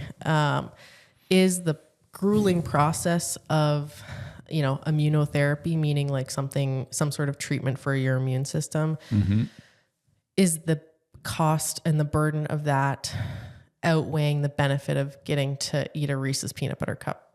Who's to say, for that person? And I don't mean to belittle it by comparing it to a Reese's peanut butter cup, but I got it. If removing the fear of experiencing an allergic reaction, if that burden is greater than the cost of going through the process, then yeah, sure. But again, I'm no immunologist by any means, and I'm no allergy specialist. So it's very person dependent, but I've seen some cases where we can kind of ward off progressing into a full anaphylactic allergy if it's caught soon enough and the appropriate immunotherapy is done. Yeah. Interesting. Yeah. Is it safe to say that the majority of people are protein and fiber deficient? Definitely fiber deficient. Definitely fiber. Yeah. The jury's out on protein, just where it's taken such a, I don't like the word deficient, because it's probably not true. Yeah. But insufficient for the goals that they have, potentially, largely. So let's start with fiber then. Fiber is just hands down, like no question. Like it's almost everybody on the planet, right? In North America, yeah, for sure. Like, yeah, I think I read like 98%. Yeah, it's a very high number. I don't know what it would be, but I would assume a very, very high number. Yeah. Are fiber deficient. People aren't eating vegetables. Well, that's it. Yeah, like whole foods. Whole vegetables. And it's not even veggies, like it's grain grains, products are a majority source of fiber. Yeah. So yeah, whole foods, single ingredient foods again are going to be primarily our fiber source. Processed foods are going to be inherently low. I never look at my fiber intake. I'm going to take a quick look. Yeah, for sure. I track my foods. Yeah. I was pleasantly surprised the last time I checked my fiber, but it was decent. It was okay. Yeah. It's not something I pay as much attention to as I should probably. Fiber 20, would it be grams? Yeah, grams. Yeah. 26 yesterday. Okay, not bad. 22 the day before. That's under the meal daily requirements, but not the worst. 32, 23, 20, 8. Did I not eat that day? That's interesting. 10, 19. Yeah, I'm low. 32. Yeah. I think for men, don't quote me on it, but it's I think it's 30 to 35. Yeah, I'm a grams. little bit on the low side. Yeah. Interesting. 11. What am I eating? Pitiful numbers, Joe. It is. I know. Those are rookie numbers. Rookie numbers, yeah. Seriously. But it is extremely hard when you're focusing on protein intake to also prioritize fiber. It's challenging. Again, it's like one of those, are we in a health optimization phase or are we in a weight loss phase? And what's the priority? Yes. In a perfect world, everyone would get their 25 to 35 grams of fiber, and everyone would get their appropriate amount of protein, which is person dependent. Mm-hmm. But it's not a perfect world, obviously. So what are some good rules of thumb for that? For protein intake? Yeah. I go by weight, like their weight. Sometimes I go by ideal weight in regards to if someone is looking at, most of the time, if I'm talking about macros and getting into the nitty gritty of like tracking, essentially all the time, that person has a goal of body recomposition. I don't get people to track things unless they have a body recomposition goal. I think in the long-term health optimization phase, we shouldn't need to track. It should be more intuitive. But yeah, I would say, the guideline is a minimum of 0.8 grams per kilogram. That would be my minimum. For protein, yeah. But I go much higher than that, or I go based on their ideal weight, not necessarily their goal weight, but BMI ideal, which has its own issues, but it's a fairly easy number to obtain. You put in your height and your weight, and the BMI scale will tell you what you should weigh. Yeah. I don't want people to weigh that. Yeah. But if they can change that to grams and eat that much protein to get them on their weight loss goal, great. Mm-hmm. Essentially 30 to 35% of their caloric intake. You can look at it a million ways. Yeah. Yeah. I typically base people's macros off their body composition. Like we test that first as like a pre-test to get their fat percentage and lean mass percentage. How do you do that? So you can use calipers, you can use measurements. There's a million and one different ways. There's special scales, there's in-body machines, that kind of thing. They're all going to have a degree of error. So it's just about using the same technique every time. Yeah. And that's as accurate as you're going to get it. Yeah. Dex is like the gold standard, but not everybody has access to that, obviously. So I was happy with the price. It was $100. That's pretty fair. Yeah, I thought it was fair. Yeah, for a DEXA, that's pretty good. A lot of universities have DEXA scans, so sometimes there's opportunities for people to get scanned there, but I don't really get too hung up on the procedure. Again, same with like tracking your exercise calories. There's a degree of error in every system you use, so just use the same system, and then that it calibrates itself, you know, so, to some degree. So I just try to get a guideline or a baseline. And then we can always tweak things from there. Like if the calories or macros that I've set for someone, if they're not losing weight on those, we just tweak it a little bit. Like it's a little bit of a puzzle at first, but it's a good starting point, as good as any starting point. So majority of people, too low on fiber, too high on sugar, too much processed foods, not enough whole foods. Probably light on protein. Yeah. Too much carbs. Maybe the wrong types of carbs. Our bodies are typically pretty good at processing carbs. So it's a matter of, it's not, again, it's like, are we eating too many carbs or are we eating processed foods that are high in carbs? Yeah. And not eating enough protein to kind of balance it out. Yeah. You know what I mean? It's same as like someone has a protein goal. If they're only focusing on protein, they may be blowing out their calories for the day just to reach that protein goal. You have to look at it all together. And so that's part of the error that happens when people are told to eat more protein. They just end up eating more in general. And then they complain that they're gaining weight. And it's like, yeah, no shit. You ate more calories. Yeah. That's how it goes. You ate 2,500 calories today. just to get your 100 grams of protein. And it's like, okay, let's kind of scale that back. You know, it's about the ratios as opposed to just a set number. So that's why I mentioned like 30% of someone's caloric intake when they have a body recomposition goal, obviously. So yeah, like that 30% of their calories to come from protein as opposed to them being hung up on a specific number and not paying attention to the rest of the numbers is the big move. Can we talk about some foods that people should be eating? You're going to hear it depends a lot, but yeah, sure. Well, okay, yeah, it depends. Let me throw out a few. Sure. I don't know where to start. Well, I'll start with something that I love Greek yogurt. I love Greek yogurt. Yeah, love it. Do you? Yeah. Okay. If someone can tolerate dairy, great. Okay, you say one. Diet soda. Diet soda. That's your first pick? Yeah. Holy. Yeah. That's not a whole food, is it? No, do we have to do Whole Foods? I don't know. No, I think that's fine. Diet soda. Wow, that was an interesting pick. Yeah. I guess we have to talk about that. Yeah? Yeah, of course. How did that... Well, okay. Go ahead. So... Yeah. I got a hot take.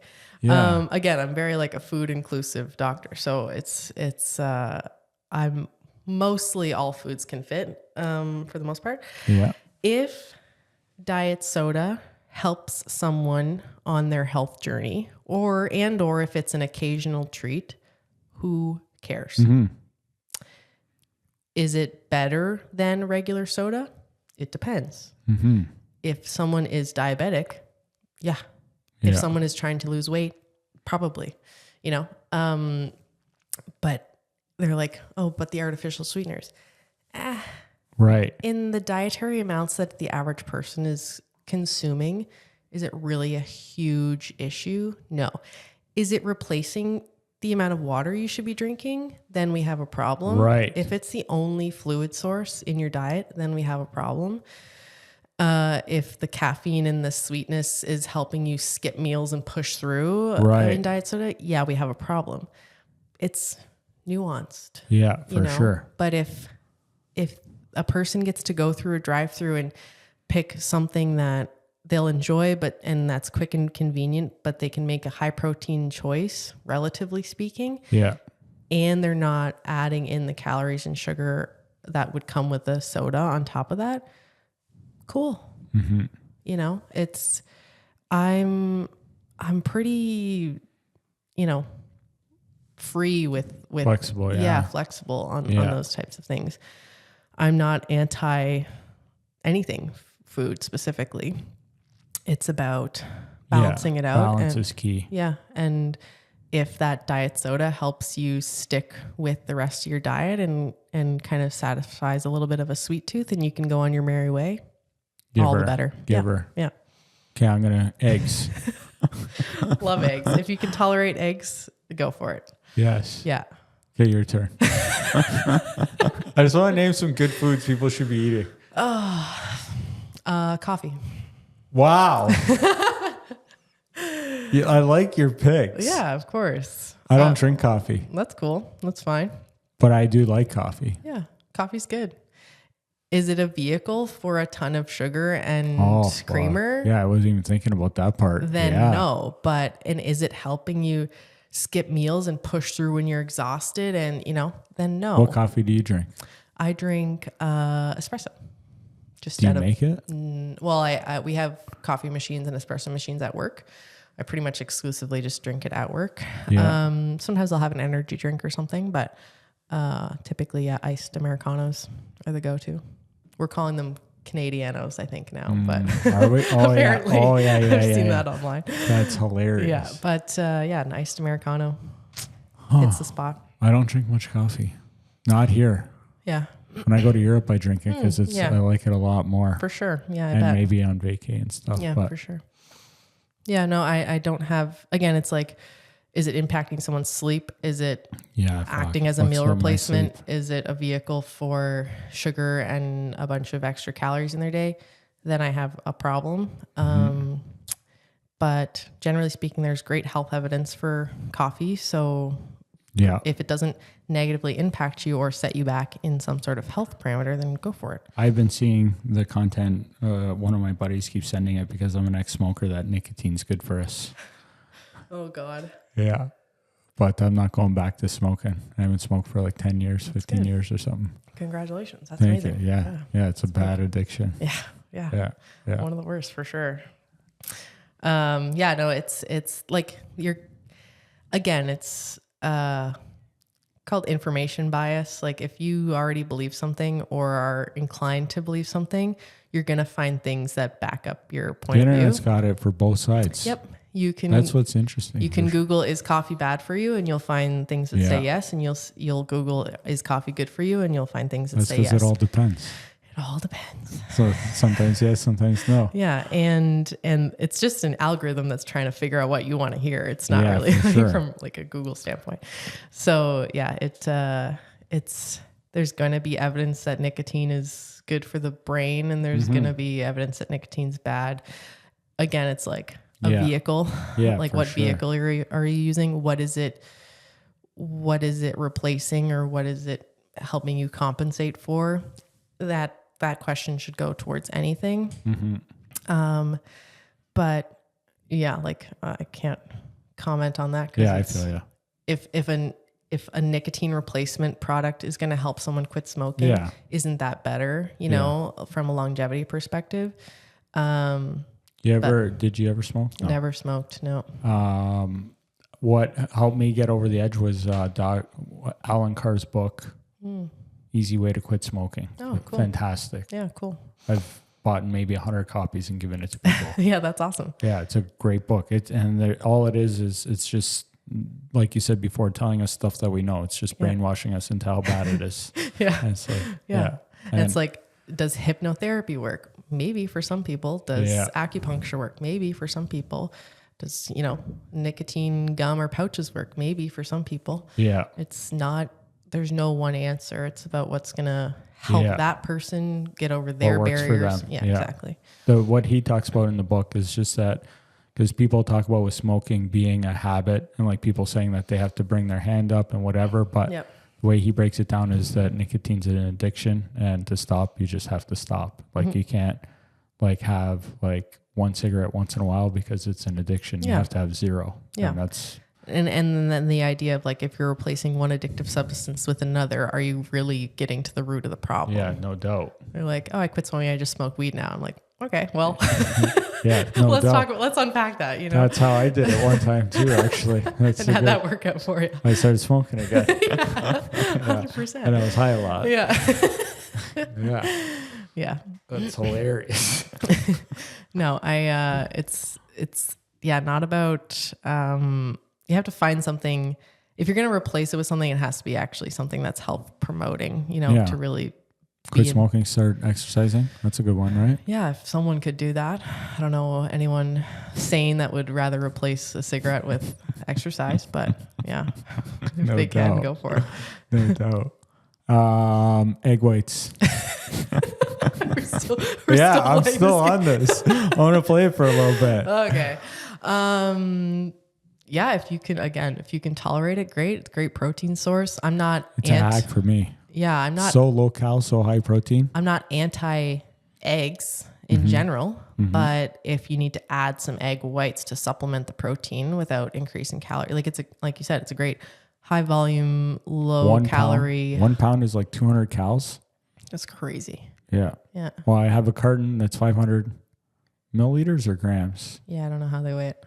And it's something. It's like 250 calories, like 50 grams of protein. It's crazy. Yeah. It's crazy. Yeah. No, exactly. It's like, that's a food that's helping you get to your goals. So when it works. Yeah. Yeah. It's not majorly negatively impacting your health. Great. Yeah. Yeah. I hope not. I think you're fine. Yeah. Even though I have no idea how they make those egg whites stay good so long and they don't put any preservatives on the packaging, but I don't know if they pasteurize it. I don't know what's going on. Yeah, they'd be pasteurized for sure. Yeah, which is fine. But it is? Okay. From would you rather salmonella? No. So there you go. Yeah. But if I could pick, I would, I guess, just buy fresh egg whites right from a farmer, but I can't do that. Yeah, and again, they wouldn't last as long, and they're harder to access and not as cost effective. Yeah. So yeah, exactly. They're pretty cheap. And it's a convenient, high protein food, so win-win. Okay, your turn. Oh God. We're gonna play for a little bit. We won't play all night. I'm so bad at these games. I can never come up with anything. Well, just like, okay, you said some like controversial, fun ones, but like something that maybe just should be in people's diets, like. Okay, I'll go again. Chicken breasts. Sure. Fuck. If people can tolerate chicken. Can some people not eat chicken? I don't know, man. Yeah. Whatever. There's random intolerances all the time. Yeah, I guess. Yeah, people can, and if it fits like their cultural and ethical belief system and all that good stuff. Yeah, great. Perfect. Okay, say food. Oh, no, actually two. You're two behind. Oh, God. Okay, beans. Okay, good. Yeah, 100%. Yeah, beans are solid. Eat beans. I don't eat a lot of beans, but beans are great. Good fiber. Yeah. They're high in carbohydrates for sure. So, it's like I always eat beans right before doing legs at the gym. It's the fucking worst, or right before I'm out with some chicks. It's the worst. My timing is terrible. I know. I don't plan well. Like high in fiber, they're super cheap, super filling. If you pair them with like rice, then you get a complete protein source. You're getting all of your amino acids that way. They're like, I consider them a carbohydrate, just based on the numbers, obviously. But a lot of those carbohydrates are from fiber, which is great. And they have a little bit of protein in there to help balance out the glycemic impact. So 10 out of 10. Yeah. Approved. Yeah. I like that answer for the most part. Yeah.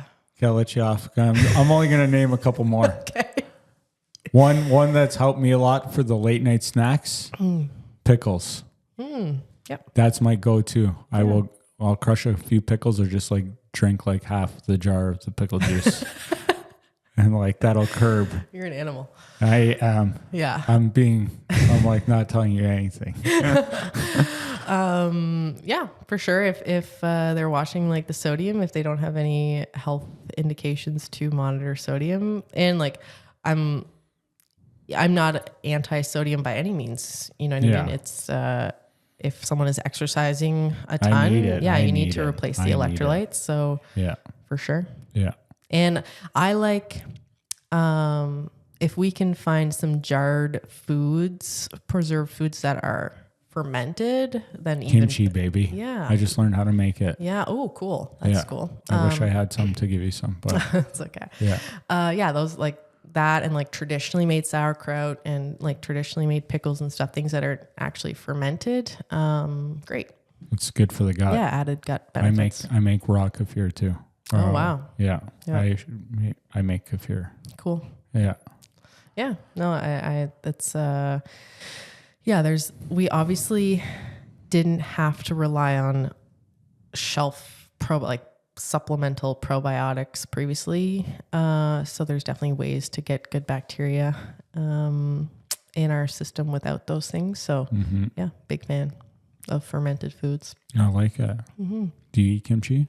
I have. Yeah. I've gone through phases with it for sure. Like if I want to work on my gut health a little bit or, just keeping the good bugs happy. It's nice to add.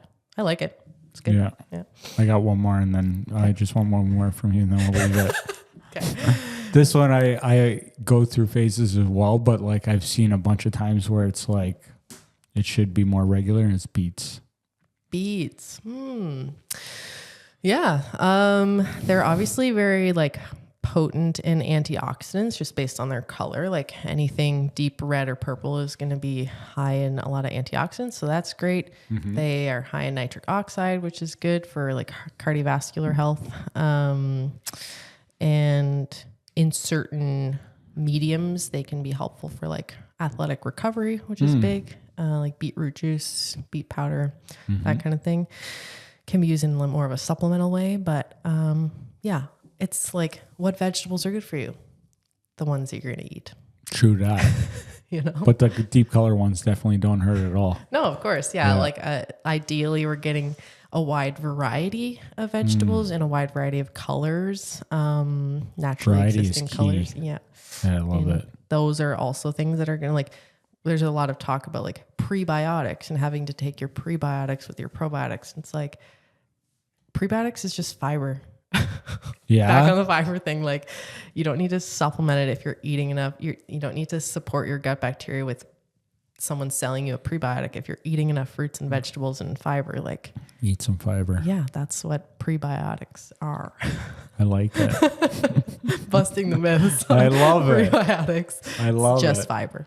Fiber. Yeah. Okay. One more from you and then I'll leave you alone on these. Fish. Got it. Yeah. That you don't eat. I know, but generally speaking, it's pretty good. Do you eat any seafood at all? Not typically. I like fish and chips, which again, it's like, is that really the health benefits of fish? No.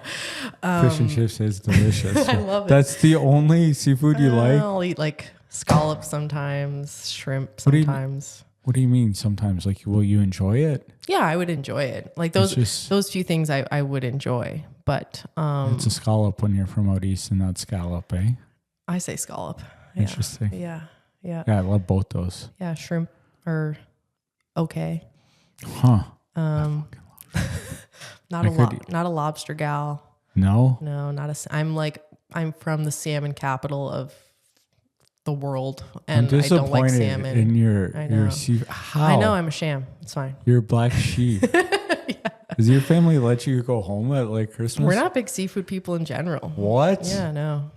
I think other people in my family like it a bit more, but just like potatoes, like your Irish we're roots. meat and potatoes. Yeah, I feel pretty you. easy. I feel you. Yep. I keep it simple. But no, like, yes, fish are a decent protein source. There's some healthy fats in there. It's all about like, and that's a huge area of nuance, though. It's challenging. Like, we literally, like, to get enough omega-3s, we have to tell pregnant women not to rely on fish just based on the amount of like heavy metals and stuff in there. Right. So that's a whole area of challenge. But if people can get like, wild caught, or I don't even know the kind of nuanced terms, or if it's like, if our body's detox pathways are intact and working appropriately, we can kind of manage that load. But to eat it nonstop and not really consider where it's coming from, you might see some issues. But I doubt North Americans are eating enough to get their omega-3 requirements. So sometimes supplementation is required still. But yeah, not enough. Again, it's just like adding to the variety of proteins people can eat and the variety of foods. Variety is always better. So, and see, like with me too, when it comes to fish, because like I do a lot of batch cooking for myself. So just because I am lazy. So like when I do that, it makes it easy. For sure. And it's funny because like, when I see stuff with fish or anything, it's common to see balance and everything. But yeah, like I'll go from not eating fish for 3 weeks and then all of a sudden I eat it 5 days in a row, twice. Then I'm like, oh, fuck, I don't know. I love it. Yeah, then you're off it for a while and then back on. Yeah. So I don't know if that's good balance or not, but that's, kind of how it happens. Works. Yeah, of course. I know there's a lot of depends. But some general practices for people, like some just general, because I'll tell you, there won't be a lot of people that make it this far anyway. And because of me, not you. But like some just general stuff. And I know how difficult that is. Yeah, no, that's fine. That's fair. Move more. Okay. Get outside, like if you can. Spend time with people that you love. And less time with people that you don't.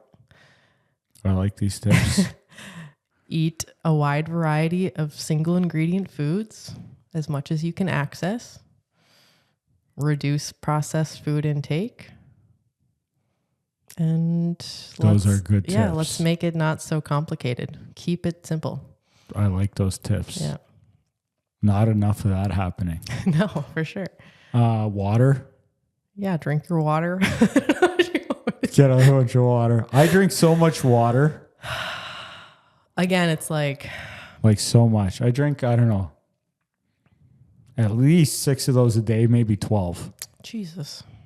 I exercise a ton. Yeah, but then I'm like thinking about electrolytes. Yeah, like I love salt, so I make sure salt happens. There's more than just sodium, though, that we have to worry about. What?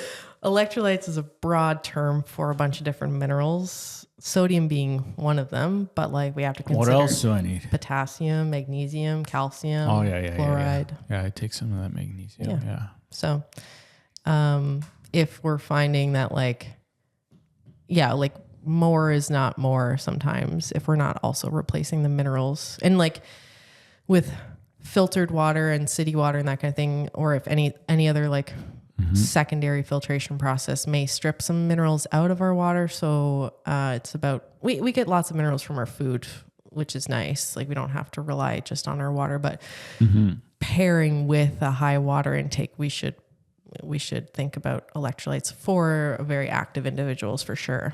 So I need some more. Maybe. Probably. Yeah. I'll take a look. Yeah. That's a good one. Yep. I have some fun questions to get to, but is there like anything else that you want to touch on before I switch off of, because this stuff is more like personal fun stuff. Oh, okay. Yeah, no, we're good. Yeah? Yep. Well, this is even more fun with you, the first question. I hope you're never on death row. If you were, what would you be eating? Oh, man. You know what? I actually have an answer. Good. Because this is probably a couple answers, because there's no wrong answer. If these are the foods that if long-term health were not an issue, if like they did. Well, if you're on death row, it doesn't matter. Like that's how I've kind of thought about it. Like, man, if nothing mattered. I'm not eating egg whites at my death row meal, so I get it. Mine would be like really shitty Chinese food. Like I love shitty Chinese food. Like your food court. What city do you live in? I live in St. Catharines. Okay. Yeah. I won't name any names of places, but I'm not scared to do that. But go ahead. And I'm from the East Coast, and my city actually has some pretty great Chinese food. Yeah? So I'm pretty picky, yeah. But it's Next time I go out there, I'm getting some recommendations. It's Canadian Yeah, Chinese yeah. food, It's not you know. traditional. Yeah. But it's good. So I love like your kind of Szechuan situation, like crispy chicken in a very sugary, spicy sauce. Yeah. And spice. Okay, Yeah, let's go. like a General Tao chicken. Yep. That's my You're go-to. making me hungry. I know. That, probably like a hot dog. Any kind? Costco all beef foot long hot dog. For $1.50. Okay. You know it. No with big deal. With the maybe I'd go full sugar Pepsi. Crazy. Yeah, you'd have to. On death row I probably would. Yeah, you have to. With a full sugar Pepsi for $1.50. Yeah. And shout out Costco. And probably a pint of Ben and Jerry's Tonight Dough. Tonight Dough. Yeah. What's that mean? Oh God, it's funny. I respect Ben and Jerry's for saying this. Is like, if we put any more mix-ins into our ice cream, it would no longer be considered ice cream. Like they're like, what? They're walking that line, which I love and I respect. I gotta try this one. Jimmy Fallon. I think, Jimmy Fallon's face is on it for the Tonight Show. But it's like, I don't know, like chocolate cookies, chocolate chip cookie dough, peanut butter cookie dough, vanilla and chocolate swirl ice cream. I think that's it. It's so good. Can you buy that locally? Yeah, it's everywhere. Oh my god! With all the Ben and Jerry's. Oh my god! Yeah, that would be my go-to. That's it. That's all you got on your death row meal. That's not too crazy. Yeah, whatever. If I'm on death row, I'm Maybe eating. They're not going to kill me. I'm going to eat myself to death. I would have all that and everything else. Yeah, I don't like to be uncomfortable. When I eat too much, I just feel like so. But you're going to die. So. I guess. But, okay. Yeah. Fair enough. I want to be just blissfully full. No alcohol? Nah. You wouldn't have a glass of wine or something? No? Probably That's not. cool. Yeah, probably not. I don't know. Depends how That was a good one. Yeah. You're the first one, I think, to say Chinese food. I love Chinese food. I haven't had it in a bit. I like it too. Yeah. But that's a good one. Yeah. Okay. What do you like on your pizza? I'm typically like, it depends on the mood. I'm typically like a classic meats or pepperoni kind of gal. Yeah. Yeah. I'm again from the East Coast, so we do like donair pizzas. You can get it at Papa John's still out here, but otherwise you don't really see it anywhere. But like, is it any good at Papa John's? That's decent. Yeah. Better than not. Yeah. Okay. Yeah. Like that. It cures my donair East Coast craving for sure. It's sufficient, but no, like meats I'm good. Anytime, like if I'm feeling like a little fancy, something like with a hot honey is cool. Like a pepperoni with hot honey is bomb. But have you ever had the one at Odd Bar? They do no, I don't think I hot had. wheel. Oh, okay. I think it was on the menu. I think you can still get it. But. Lena Linguini's does a pepperoni with hot honey. Yeah, it's like a dolce. That's what they call it, dolce. So that's like the follow up to this too. And you don't want to say names, but you have to, your favorite pizzeria, or yeah, I don't. Okay. I don't. Do I have to let you off a little easy? You might have to, because honestly, again, I'm an East Coast implant. I don't. How long have you been here? Well, I went to school in Toronto for 4 years, like for naturopathic medical school, but I've only lived in St. Catharines for just under 2 years. Where'd you do your undergrad? Back in New Brunswick. Yeah. So you don't even know what's going on out here yet. No, I got no clue, man. Yeah, seriously. Pizza's different out there, so it's better here, no? I don't think so. Oh yeah. Yeah, but I haven't tried it. I would love your recommendations. I haven't tried enough places. I'm gonna give you some to try. I'll get you to have a favorite. I don't know what your style is yet, but I know the good ones. Same with like my shitty Chinese food. Like I'm not the fancy Pizzas are not really my thing. Domino's might be your thing. I don't know. No, fuck Domino's. Well, okay. I don't fuck with Domino's. Okay. So we've got a bar set. That is a hill I can stand on. Yeah, for sure. Actually, you know what though? Domino's has made improvements.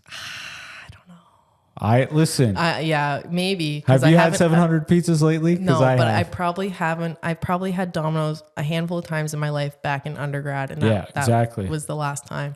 Listen, I've always had it at the bottom. I don't eat pizza a ton, so it's like I can't believe I did this podcast with you. You don't eat seafood or pizza, but I love pizza. Yeah, so I just don't eat it very often. Yeah, I feel you. But no, I haven't tried a ton of places around here, so I look forward to the Rex. I'm gonna give you some. And I'm going to give you some homework. I'll give you like a bunch of months to try just a few places. I want to see where they line up for you. For sure. Favorite kind and era of music? Ooh, yeah. Definitely like classic rock. Yeah. I don't know. That's probably like 60s, 70s. Interesting. Yeah. How did that come about? Oh, just... East Coast. My dad, yeah. I like it. Definitely. My parents have really good music taste, and we were never like, growing up being driven around and on road trips and hockey trips and everything. Like, did you play hockey? Yeah, my whole life. Yeah. What position? Defense. Yeah. So, yeah, my parents kind of ran the music scene. So we weren't big into like pop and stuff. Yeah. So yeah, I think I definitely got my music taste from my dad. And that I appreciate for sure. I like it. Yeah. I'm big into like vinyl records and stuff. Yeah. I listen to those a lot, collect those. Yeah. Eh? Yeah. I haven't listened to a record in a while. Yeah. Love it. This one's a little bit deeper. Okay. The meaning of life. What are you doing to me, Joe? You like that? No. Come not on. At all. Come on. Okay. The purpose of what was the question? Purpose of life? Meaning of life. Meaning of life? It's just a little lighthearted question. Yeah, no big deal. The meaning of life is to leave the world better than how you found it. I like that. That's a good one. Leave a lasting impression on people that's positive. Change things for the better. Same as like how you would treat anything. If you borrow something from somebody, especially from where I come from, like you give it back in a better state than where you found it. It's great practice. So same idea with the world. Do you follow this? I think so. I think you do too. I believe you. I try to make things better. Yeah. Yeah. I'm a solution focused kind of person. Made a whole career out of it, obviously. I like to leave things better than how I found them. That's a good one. Yeah. I'm not I don't like the idea of like chasing happiness as like the goal of life. You should be content, but like we're supposed to do hard things. Life's supposed to be hard. We're supposed to suffer a little bit, you know? For sure. Yeah. Shit sucks sometimes, but you become better for it. And if you... That doesn't work with how they're building people now though. Hey, again, the pendulum will swing. I have hope faith so. in that. I for hope sure. you're right. Yeah. I hope you're right. Yeah, for sure. I like that though. That's a good answer. Yeah. That's that's a good one. If you could travel anywhere, where would you go? Probably to a couple options. Bucket list would be like Iceland, New Zealand. That's a far flight. I know. I would say Australia, but everything can kill you, so maybe not. I think you can get a lot from New Zealand that you could get from Australia, maybe. And then probably like the Mediterranean, like southern France and like Mediterranean area. I've been to France, but more northern France. So southern France is gorgeous, and all the Mediterranean countries would be amazing. I like it. Why? What? Iceland? I think it's like not as explored, like it's not as mainstream. I think it's cool that like during the summer they just have like daylight all day, you know? Is that where the Northern Lights? You can see Northern Lights a lot there. Yeah. I've seen them like at home before too, but I'm sure it would be spectacular there. The landscape's different compared to, I try to like prioritize places that I think everyone should explore our country. I think we have a lot to offer. Definitely. That a lot of people don't realize or take into consideration. They're very I quick agree. to travel out of country. I agree. So I've done a fair bit of traveling in the country, and I've appreciated that greatly. Tell me more, because I've seen a lot of Canada too, not all of it, but yeah, like I haven't gone up to like the territories or anything, Not but yet. I've done BC, Alberta, Ontario, and then out there. everything east of here. So PEI. yeah, Newfoundland. Yeah, Newfoundland. Yeah. I love Nova Scotia. Newfies are my favorite. Yeah, they're pretty good. They're the best. They're all right. And Irish are great too. It's like the same thing. I only don't give them credit because You're right there. yeah, and our clinic owner is a Newfie. So Is he? Yeah, I like him already. yeah, he's pretty great. But, yeah. I've been to Alberta like a bajillion times. I finally went to BC last year and I loved it. Yeah, I It's love gorgeous. BC. Yeah. So I'm always trying to, like, if I were to travel outside of the country, I'd want to see something that Canada doesn't have or doesn't have in abundance, which I think those countries that I listed or areas that I listed Do you kind of fit the desire? bill. Do you desire to go to the territories at all? I don't know, like I would just to kind of cross them off. I'm going up there at some point. Oh, cool. Yeah. I mean, yeah. Yeah, for sure. Like, but again, I can see the Northern Lights at home. I've dog sledded at home, not at home, Yeah. but in like Quebec. So That's sick. I don't I've know. never done that before. Yeah. I could see like some polar bears maybe, but that just makes me sad. Yeah. I just feel really bad. Till it tries to eat you. Yeah. Do they eat people? They eat people, Oh right? yeah, they're deadly. Yeah. They're like the deadliest bear, I feel like. I think you're right. I know I'm right. I wonder, best piece of advice you can give anyone. That's it. That plays well into this. Oh God. I would say do the hard thing. Do the hard thing. Can I say easy. it different? Yeah. Don't be a bitch. I tell this to my like friends that actually do stuff like when we're talking, and they'll be like, "Oh, Yep. I got to run a half marathon today." I'll be like, "Don't be a bitch. Do the hard thing. Talk to me after." Yeah. Yeah.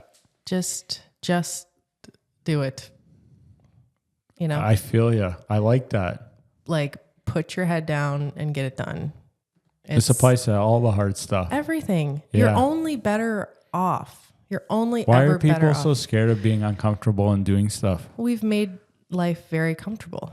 We're Yeah. climate controlled, and we Yeah. never have to be too hot or too cold, and we never have to be hungry, and we never really have to be tired, and Bunch of marshmallows. do the hard thing. I love that. Yeah. I think that's my favorite answer so far. And I've had some good ones. Yeah, I bet.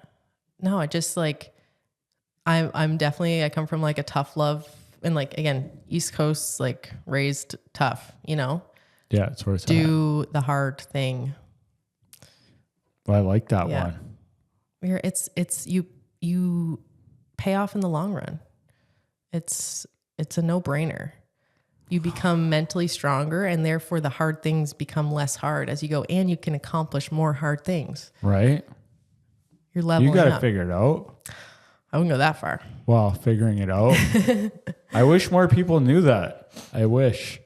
I'm sure they do know it. Well, actually do it though. That's the whole thing. Yeah. I don't even, I guess. People just don't do it. Yeah. A lot of them. Who played a big role in who you are today? Definitely my family, like not just my immediate family, but we have a big Irish family. It's amazing. Yeah, back in the East Coast. So, and we were all very close. So family and our upbringing definitely shaped me to who I am. I think growing up where I grew up and around who I grew up was huge. It's awesome. Family's so key. Yeah, 100%. Good family is key. Bad family can wreak havoc terrible. on people's lives. But but you then at that point you get to choose your own family once you become an adult. You can surround yourself with people that are good for you, and that push you to do the hard things. Is all your family still back home? Yeah, they're all. You're out here on your own. Yeah. Wow. Good for you. I had an Props. aunt. Yeah, Doing the thanks. hard thing. Exactly. Yeah. I had an aunt and uncle out in Mississauga while I was in school, which was really nice. So I got to visit them and I got very close to them because they'd always lived out here. And so we kind of missed them when we were on the East Coast. And so I got to be close with them. And then they did the smart thing and moved east when they wanted to retire. Good for them. I was going against the direction of traffic. That's all right. But that's okay. Do you think you'll go back? Maybe eventually. Yeah. Like it's It's definitely not off the list. No, it's not off the list. It would be definitely career dependent. Like what I think. Yeah, life throws a lot of stuff. Yeah. Yeah, I'm open to anything. My family situation and life situation could change at any time, and my priorities may change. You know, the East Coast isn't as regulated it's not regulated with naturopathic medicine at all. Oh, interesting. So that was a reason why I'm out here. Is that good or bad?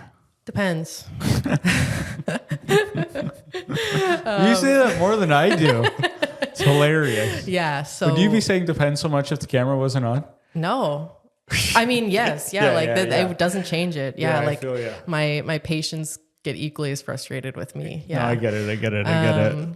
But yeah, so the people who want to capitalize on not being regulated do well. And then, but there are still limitations for sure, even in regards to like your recognition and, like people understanding that you're a regulated health professional, that comes with some merit. You know what I mean? It gives you a backing of support that you wouldn't otherwise have.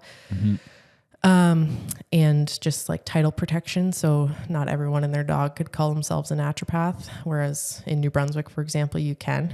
Yeah. It's not a protected title. You can just say it. Yep. I could be there and say it. Yep. That's wild. Yeah. Which is kind of funny because they have yet to regulate us because they think it would be dangerous, you know, or we're a danger. But what's really dangerous is people who don't have an education, Right. claiming to be a naturopath. Yeah, for sure. You know, so, yeah, but there's other people who, because they're not regulated, still they do their due diligence and get their education and they're regulated in other provinces.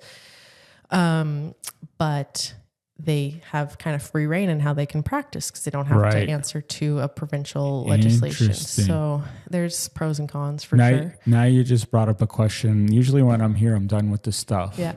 But like, we said we coined it conventional, not traditional, right? Yep.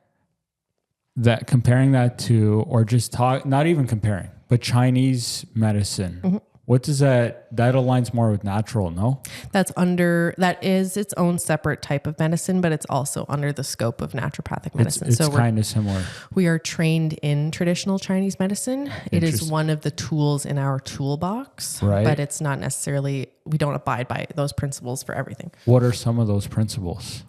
So traditional Chinese medicine has a different kind of perspective on how the body works. It's kind of funny how many similarities there are in regards to what we know now to be like anatomically and physiologically happening in the body. They almost had it figured out before we knew anything. Like organ systems. Thousands of years ago too, yeah, right? Exactly. It goes back like far. Yeah. So they had their own kind of definition and understanding of different organ systems in the body, and which now like they determined operate through meridians or channels through the body, which is where the acupuncture points come from. So I still sometimes apply those principles in people and in cases that I see. It's just another perspective that we get to have and another tool in our toolbox, like I said. So if someone is not responding to, or if they're not open to certain interventions, or they're not well fitted for some conventional interventions, sometimes taking a different approach is warranted and welcomed. And some people want to explore that primarily. So that's one of the things I appreciate about naturopathic medicine. Like I said, is just our scope is so big, and we have so many modalities to choose from. So it's I love it. It's a cool perspective to have. And it's fascinating how they developed the understanding of the body long before any science or medicine was involved. Yeah. That's interesting. Yeah. Like in China, is that like, do they practice our Western style too? I would assume so. Yeah. In this day and age, for sure. Yeah, they would. But probably still a lot of their. They may. I don't know. Yeah. Because I've never thought about like, what they're doing now. If we've like had these influences, I say we, like not me, but like over here, there, but. Yeah, like I think most of the modern world has access to conventional care. Right. But interesting. I feel like there's probably lots of people in Asia that still abide by some sort of like traditional principles for diet and lifestyle. Who knows? Never been there. Yeah. I'm going to Japan at the end of the year. I'm looking forward to that one. Japan's so cool. Like, have you been? It's been on my list for a long time, and I'm really stoked to be going with my two friends. One, and they're Japanese, so like. Oh, cool. Yeah. What do you want to be remembered for? I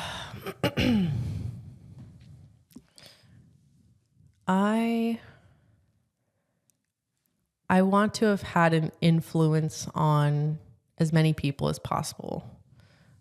That the word like influencer has obviously has a whole other definition now. That's not mean positive impact. Yeah, that's not what I mean. I mean like leaving people better than they found it, or better than I found it. But I would say I would like to be remembered for being confident, and I think you are strong. You left that impression. Hope so. Yeah, that's the goal. Nice. Fake it till you make it. You know, no doubt. Well, you're still you're still young, so like. Oh my God, yeah. Yeah, so like you got lots of time to make lots of improvements. Yeah. Do a lot of hard things. What would you do if you won $50 million? I'd pay off student debt. Yeah, no doubt. Lots of that. I can only imagine 8 years. Oh yeah. Private education is incredibly expensive. Pay off student debt. I would invest for the future. For that number, I'd probably pay off other people's things like family, like close loved ones. I would hope. Nice. I would like to think that, but I wouldn't stop working. No? I wouldn't retire. No? No, definitely not. You could, there's no number that would make me retire now. Do you plan on retiring? I don't know. Yeah, I know. I feel that. I don't think I will. Yeah, like I'll go as long as I can. Yeah. And maybe someday I'll wake up and be like, you know what, I'm kind of done. But I feel like there'll be a long time, even after like traditional retirement age, that I'm still working to some capacity. That's good. Because I think a lot of people are striving for retirement. They're not in the right industry. They're not doing the right thing for them. How old are you? 28. Huh. Yeah. You're wise beyond 28. Like I said, I've been influenced. I'm the youngest child of a very big family. Yeah. So I've been influenced by older, wiser people my whole life. It's good. You can tell. Yeah. Yeah. Most 28-year-olds are not wise. That's all right. They'll get there. Even though my gym buddy's 28, and he actually is. But yeah. Not retiring. I like that. Yeah. No. Would you rather live in the city or country? I would rather live in the country on the outskirts of a city. I want all things accessible to me at any time. So like Wainfleet? I've never been here until today, but you're welcome. Yeah. You have to drive through Welland to get here though. That's the brutal part. You know how many good pizzas there are in Welland? There's so many good pizzas. I'm going to catch a lot of flack for saying that, but Welland's a great spot. Yeah, sure. There's a ton of. That's why I kind of like the Niagara region, is because unlike Toronto or like a larger city, like there's you drive 5 minutes out of the city, you're in farmland and like farm country, and it's gorgeous. Yeah. So I think there's still a lot of green space in rural areas around with quick access to city. We're not far from Toronto. We're not far from Buffalo. Yeah. And even just like within St. Catharines and Niagara Falls and stuff, like you have everything you need. Does that feel like a city to you after living in Toronto? St. Catharines, Niagara Falls feels a little bit more city. St. Catharines, I would still consider a city. I don't know if that's like a hot take or anything, but it's a good pace. Like it's a good residential pace. But it still has everything you need. Did you like living in Toronto? When as a young 20, you're like in my younger 20s, for sure. Yeah, it was the most fun time. Then the pandemic hit while I was in school, and then it became the least fun place on earth. But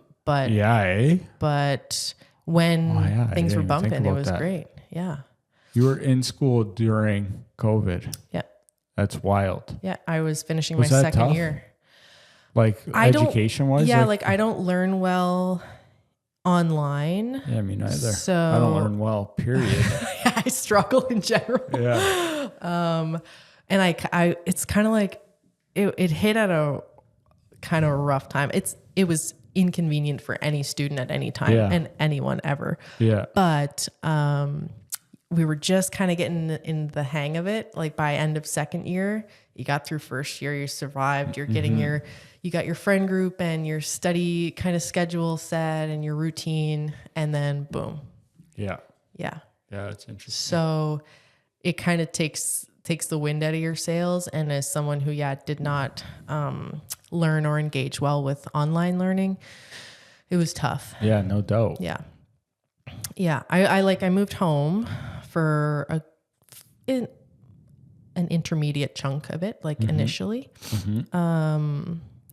for the academic part, like year 3, I was home quite a bit. But then year 4, I moved back and tried to get as much in-person time as I could clinically. That's another reason why, like, I did a lot of I was blessed to have done the sports medicine side of things, because when people had pain, like a reason for hands-on care, it was easier to get them in person than just your regular consult. Like those were online a lot. So I did a lot of in-person care because of the style of treatments I was providing. So I was there, boots on the ground at our clinic a lot of the time, which was nice. Yeah. I like that. Yeah. Couple more and then I can relieve you. We've been in here a little over 2 hours. Okay. You're solid. Yeah. What is the life hack or hacks that you do? I don't remember who I've asked this to. That's a new one. Okay. So I have no formal diagnosis, but I'm like, what I like to call peer reviewed, because I hang out with doctors for a living and I am one. So I think I'm probably pretty ADHD. So there's a lot of hacks that I've had to like, develop and utilize in my day to day. It's part of that do the hard thing, like especially if I have a rule, if it's going to take 2 minutes or less, just fucking do it. Like just fucking do it. Look at you dropping the F-bomb. I love it. Get it done. Like if it's as painful of a task, I'm still shocked at how quickly I can do a sink full of dishes. Like in my head, that's a half hours of work, and you want to put it off. I live alone. Like, I have dishes for one person. It takes 2 minutes, no doubt. Just do it. Do the hard thing. I'm trying to think I have so many, I'm sure things I don't even know. Oh, this is fun. Yeah. Go. Yeah. Let me think. If I have stuff to do, I will, sometimes I'll leave my shoes on when I come home. I definitely don't sit down. Like, don't sit down if you come home, because I'm toast. Yeah, like if I dangerous. Yeah, if I am on the couch, it's game over for the night. I will inconvenience myself, like future me, in order to get stuff done. So like my laundry my pile of clean laundry that needs to be folded will go somewhere that's really inconvenient. Yes. So I just get pissed off and just fold it to get it out of the way. That's a good one. That's a good one. Yeah. I try to make on the same note, I try to make the day-to-day stuff as easy as possible. Like, again, like leaving things out so that I remember. I put stuff by my shoes. Yeah, that's a good one. Yeah. 100%. I'm sure there's a million that I do. I'll tell you one that I do that's not, I don't know how common or not, but I don't even remember writing that question, but is I brush my teeth in the shower. Okay. So that I make sure it's then I don't miss that one. Yeah. Yep. So that's like, and I shower multiple times a day. So like, that's a hack. Yeah, definitely like leaving things. I also drink beers in the shower when it's time to go party. But shower beers hit different for sure. Yeah. You know. Oh yeah. I know. Okay, let's go. Of course. I'm sure there's a million and one things that I do. 'Cause doing the hard thing is hard. And so, I just have to gaslight myself into doing it all the time. I like it. I want you to message me when you think of a couple later because I feel like there's things I'm sure I do like just so like autopilot now, but they definitely were strategies that I implemented at first. Yeah. I like it. Yeah. I'll think of some. Last one. Favorite movie? I see that one. That's always a horrible Can question. you read upside down? Yeah, obviously. I can't even read upside right. That's so funny. No, I guess. I can read. I can read upside. So you're prepping. It was actually, there's a hack. When, again, ADHD, I have a very hard time, retaining what I'm reading because my eyes skip a bunch. Like, in general, I kind of skip steps and words. Reading upside down is a hack to slow your brain down, and so you can actually retain what you're reading. Yeah. What does ADHD even mean? Oh man. It is. I didn't think so, but no, I don't. Well, women often don't present it's not that classic little hyper boy jump, bouncing off the walls. That's a misconception, I would say. It presents very differently in men and women. And it's just a set of symptoms, or essentially they're almost become personality traits, essentially. Can't pay attention? Is that part sometimes, of it? Yeah. That's often a struggle, but that's the thing. It's not necessarily they can't pay attention. It's in certain situations, it's all context related. So if they're interested in something, they will hyper focus on it and be incredibly productive and retain everything and learn everything there is to know about that topic or that, whatever it is. But if it's something that's not interesting, good luck. Not a chance. It's largely related to dopamine. So that's our reward a big reward, brain chemical that we have. Yeah. So there's a lot of different subtypes of ADHD and things that people are more predisposed than others. Impulsivity is sometimes a problem. Sometimes that shows up as, not being able to control your movement or being hyperactive. Right. Sometimes it's your words that are impulsive. Sometimes your actions. Some people struggle with self-sabotaging or addictive behaviors because there's that impulse control. And that's ADHD dopamine stuff. Yeah. Interesting. Yeah. Interesting. Yep. ADHD people are more prone to burnout because they do get in that hyper focus world. They don't feel properly. They sometimes have trouble sleeping because they can't shut that brain off at night. And so they're more predisposed to burnout. So it can present like depression or anxiety, but a lot of it is hyperactivity or hypoactivity. Interesting. Depending. Easily distracted, impulsive. Tendency to hyper focus on things. Do you think it's more common now or just more? It's more recognized. Recognized now. For sure. I believe that it's not a disorder. It's not. Right. It's genetic. It's been present for God knows how long.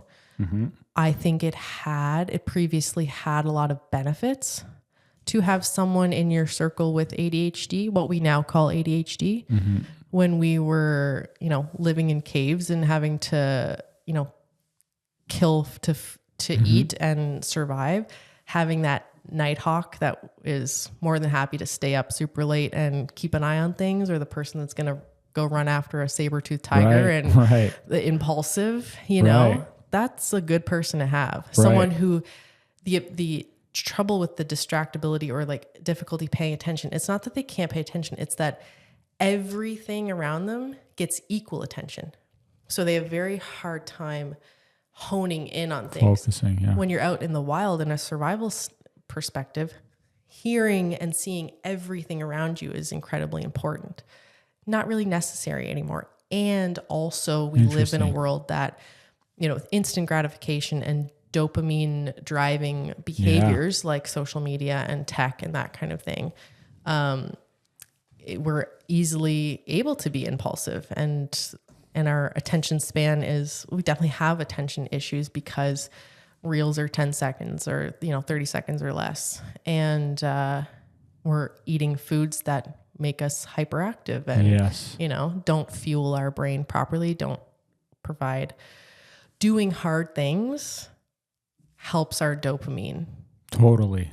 You know what I mean? We get a reward from doing hard things. So if we are in a life that we don't do a lot of hard things, we're going to struggle to find dopamine. So we're going to reach for it in more self-sabotaging ways, like doom scrolling or alcohol or substances. You know what I mean? Sugar. I love how you're 28 and you have these answers. It's impressive. I've spent a long time under a pile of books, so we've learned a lot. You know what sucks for you? Is we were on the last question and I just wrote down 3 more. That's okay. What's your curfew? I would say, what time is it now? What time is your curfew? 6:15. Okay, we have 14 minutes. Okay. Well, not even. We have 10. Let's make these quick. Okay. Because one thing too, I forgot to take a picture we need for the thumbnail too. Yeah. So, favorite movie. Back to that. We spun off of that one. I'll just choose some. Okay, if you can't pick one. No, I have an easy example that I feel like is a good answer. Forrest Gump is probably my favorite. It's a great movie. Yeah, probably my favorite movie. Variety. One Variety in the chocolates, baby. That's a movie. The term favorite movie is challenging, but it's a movie that I would watch on repeat anytime. And I think I really appreciate what it has to say. And my siblings and I can quote it like word for word. And so it's played into it. Jenny. I haven't watched that in a long time. I have seen it a few times too. But. Okay, we're going to be quick on these. Okay. Rapid fire. Yeah. Cold plunges. How do you feel about those? That's a hard thing. Well, that's it. If it's going to improve someone, that's kind of that example of our reward centers are improved from doing those hard things. That's an example. Do I think everyone needs to completely shock their system every single morning to be considered a productive member of society? No. It's depends. It depends. If someone has like a pre-existing condition that like cold exposure is not indicated for, obviously not. I think contrast, like temperature contrast, can be useful, like hydrotherapy. Do you do it? No, God no. Can't handle it. I thought you were about hard things. Cost versus benefit. I do enough hard things. Yeah, I believe you. I'm just trying to like egg you on now. Yeah. No, sometimes some people swear by them, and some people I do it. Like I do cold showers. Yeah, like contrast, essentially. Yeah, contrast hydrotherapy is the term that we would call it, like hot doctor and cold. speak. Yeah. Has benefits for sure. You were talking about some stuff that made me write down celiac disease, and I was just thinking about like I've heard people talk about how that wasn't around before, and it's more common now. And like, what happened with that? It's hard to pinpoint that for sure. Like there obviously have been changes to the wheat production and food production over the years. I also think maybe it was underdiagnosed previously. Who knows? Gotcha. Just generally, autoimmune diseases are on the rise for a variety of reasons, which celiac disease would be considered one. But it's multifaceted for sure. It's challenging. Gluten intolerance and celiac disease are very different too. Like they're not the same thing. So I think we see a lot of gluten sensitivities or intolerances. Again, getting back to that gut health picture more so than just it's the wheat problem. You know, it depends. You're hilarious. Okay, last one. Okay. Because I could even hold you here for like forever because you're good. You're good. I might have to have you back another time. For sure. How do you use AI in your life? Either like work wise or not work wise. Yeah, for sure. Mostly work wise. I, again, like part of that, like ADHD picture, I've sometimes a challenge in initiating tasks, especially ones that are deemed like uninteresting or kind of challenging. Overwhelming. Yeah. Maybe very simple to other people, but it'd be overwhelming to me. So just giving me a skeleton of a list of something or writing a doctor's note or something, like it's helpful in that way. And then I can just tweak and individualize from there. There are some really cool AI softwares being used in naturopathic medicine and in just like evidence-based health in general, in a way to not just your general AI like ChatGPT or whatever, but like they're customizing it for a health evidence software. So you can, as a health practitioner, you can get a more concise, instead of doing all the searching yourself all the time. So it can condense things for you, which I think is nice. Some people use AI scribes to do their charting for them, which can speed things up. I don't do that myself, but I know some people do. It's helpful.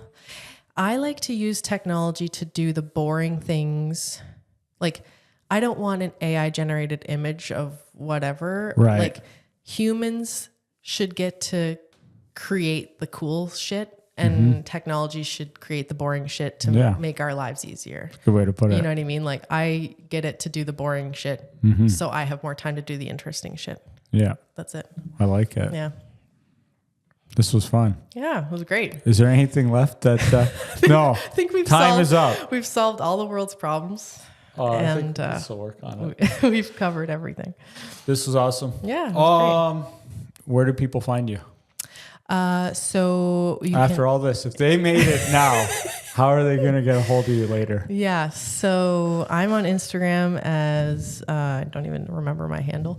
But ProActive Center is on Instagram.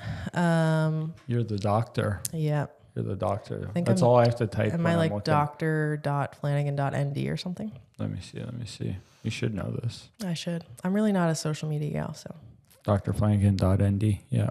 drflanagan.nd. Why are you not? No, I can't even, because we'll just talk forever. But yeah, I'll give you one thing. Do some hard things, do more content. I do. I help out with the content for ProActive Center. Yeah. So that is a lot. You're doing something. You do more. I know, but why? Don't get me started. You have to leave. I'm not even going there. It doesn't. Okay, how do people find you? There? Yeah, Instagram. The website? Yep. What is it? ProActiveCenter.com. ProActiveCenter.com. Yep. And center is spelled with R-E at the end. Is that American or Canadian? I feel like that's Canadian. Okay. All of our booking information is online or in the bio in my Instagram bio or ProActive's Instagram bio. Perfect. I practice in St. Catharines and Niagara Falls under ProActive Center. And we're always there. I didn't know what to expect. This was fun. Yeah, it was awesome. Thank you. First podcast for me. You're welcome. Thanks, Joe. Yeah, that's great.